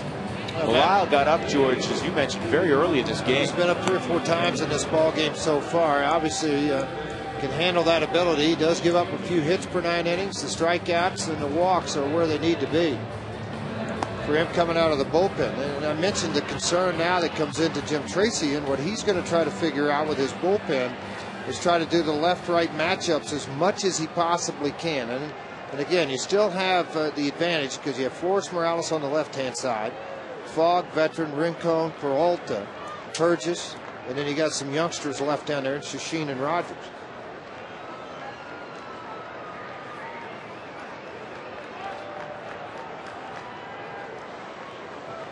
Casey McGee will lead it off. McGee is 1 for 3 and a walk. The walk forced in a run back in the 3rd inning. What's lost in this is Jason Marquis will not get his 16th win. A slow start for Marquis, and then he pitched well in the 4th, 5th, and 6th. He ended up going 6 innings, giving up 2 runs on 6 hits, walked 4. 2 of those were intentional passes of Prince Fielder. Made 2 huge pitches in the ball game. Shallow center field, but Dexter has all kinds of time to get there, 1 out. To get after that double play balls twice with the bases loaded early in the game. In the first, he left a couple on after they loaded him up, and then in the 2nd inning, he only gave up 1 run, had the bases loaded, worked out of that, made a pitch when he needed to make it.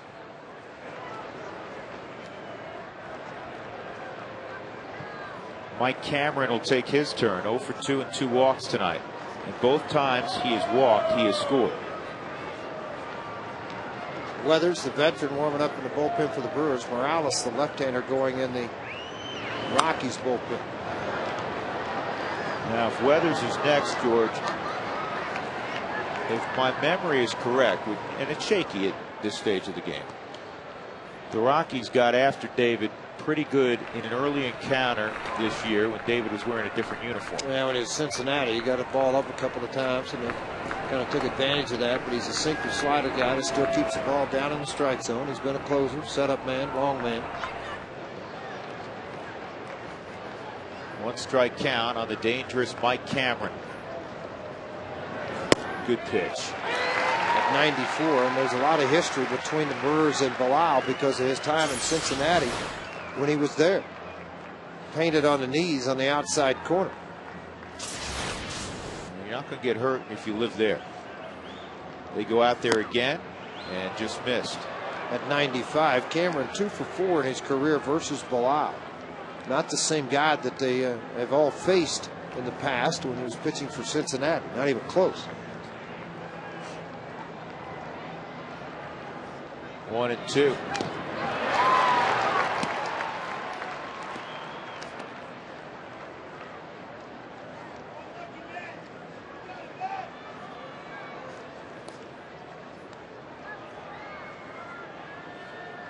That's J.J. Hardy.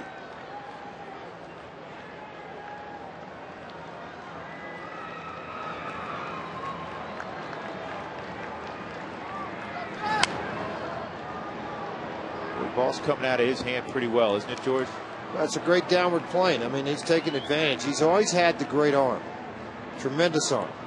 12 games, 1-4 record versus the Brewers' high earned run average. Again, all that history is when he was with Cincinnati and just kind of trying to find his way as a pitcher.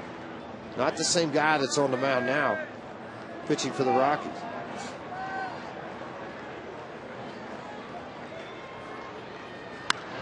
And a pop to center field. 2 outs.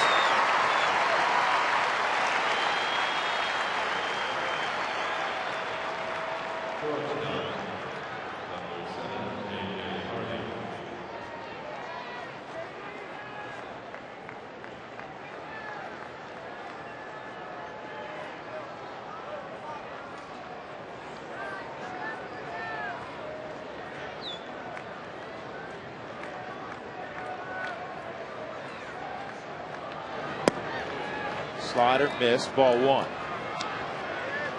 Rockies in the bottom of the 11th will have Hop, Barmes, and then the pitcher spot. Giambi has not been used. This is playable on the right side. Clint Barmes the better angle, and Clint makes the catch. Terrific inning for Matt Belisle.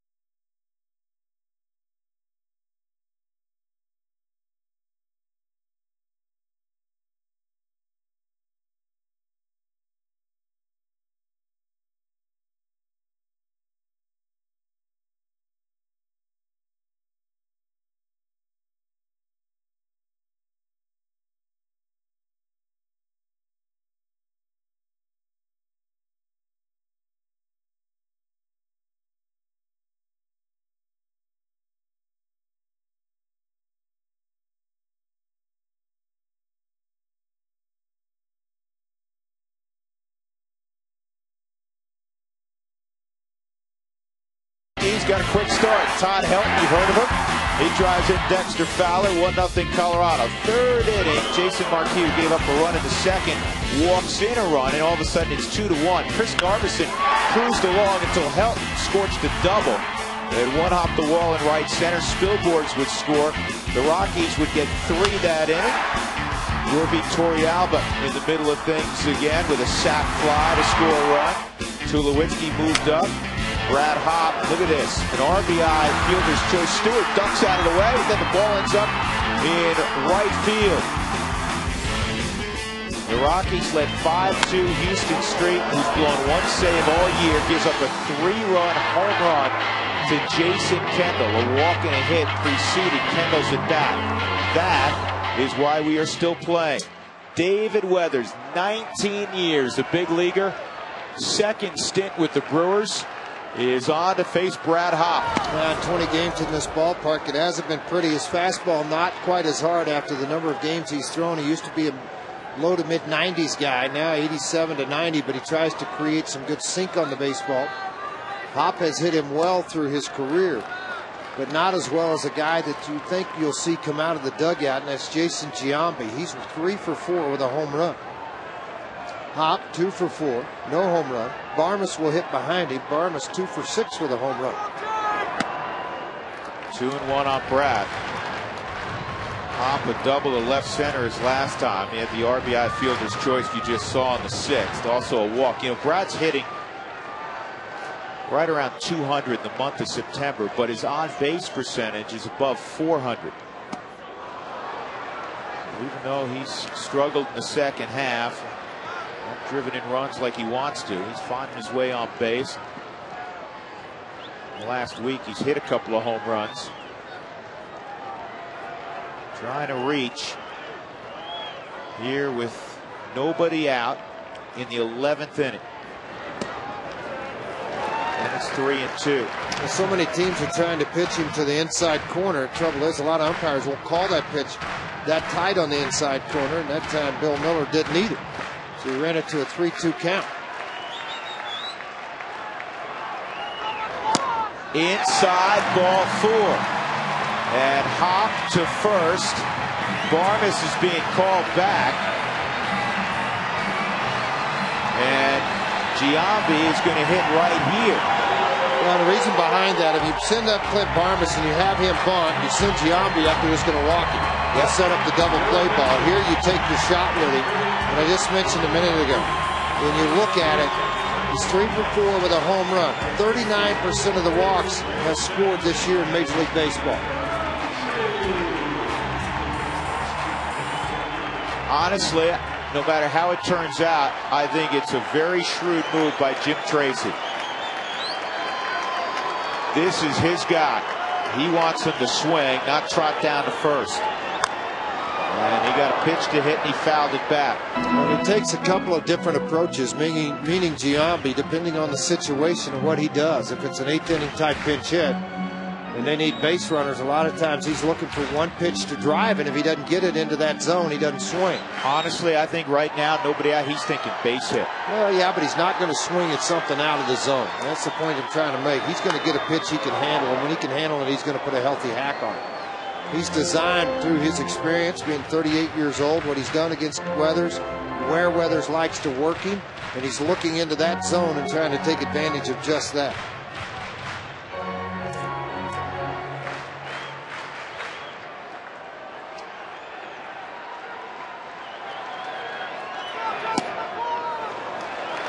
One and two. Hop running for himself. Eric Young Jr. was used in the 9th inning to run for Spilborghs to try to steal a base, and he got picked off. Used so many bodies now. Hop runs for himself as the winning run. It's 2-2. Well, the other side of that too, Drew, is you don't all of a sudden, if this game throws another couple of innings and Hop comes back up again, you want his bat to stay in the lineup. You've taken your shots with who you have on your bench. The rest have to sit and watch until maybe somebody gets into scoring position. Here's the 2-2. And it's popped up right around the mound. Weathers was going to go catch it. Fielders will get it. And Giambi is the first out in the 11th inning. Now Chris Iannetta is going to be used here to pinch hit. Well, Iannetta 1 for 3, and that one hit off of Weathers has left the yard.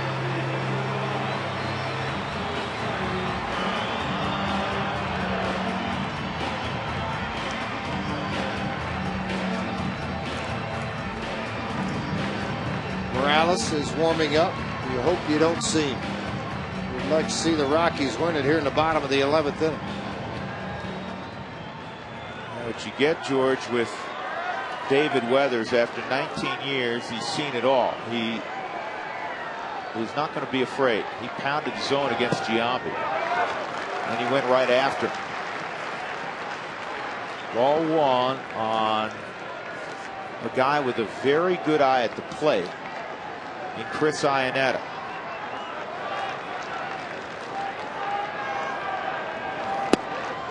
That's a strike, 1-1. Chris, as you know, has not been playing much lately. All the starts going to Yorvi Torrealba and his hot bat. Iannetta 1 for 2 on the homestand.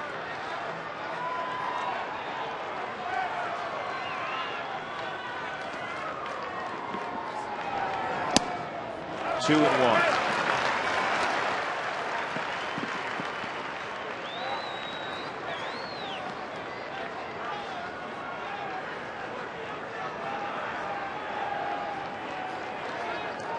Iannetta started one game against the Padres.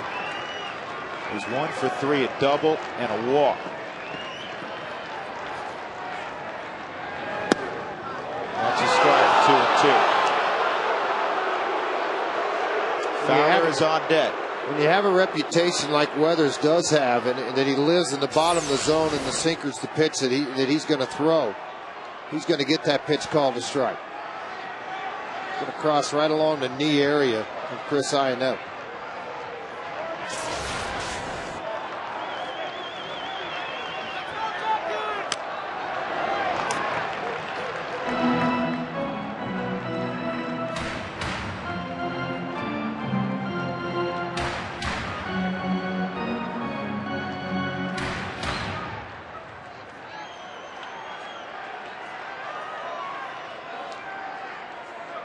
Rockies back on July 31st when Weathers was with Cincinnati, beat him with a couple of runs in the 8th inning.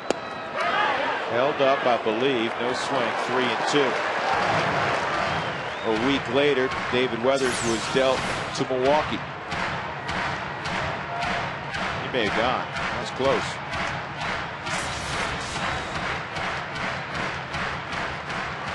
That's when Iannetta hit his home run against Weathers. He was leading off the 8th inning. Hop going, this ball through high and deep right center field. Chris Iannetta has done it. A walk-off winner. And the Rockies win it in 11. 7-5. How good that must feel.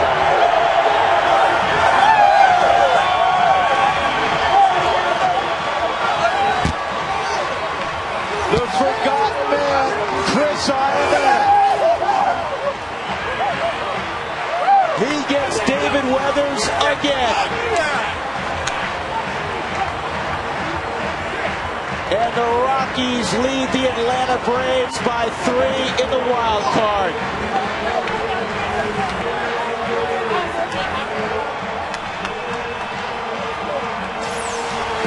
Jimmy John's delivery of the game. Chris Iannetta, he knew it. He knew he got it. His 16th home run of the year. None bigger. And the Rockies have their 8th walk-off win of the year. Their 3rd walk-off home run.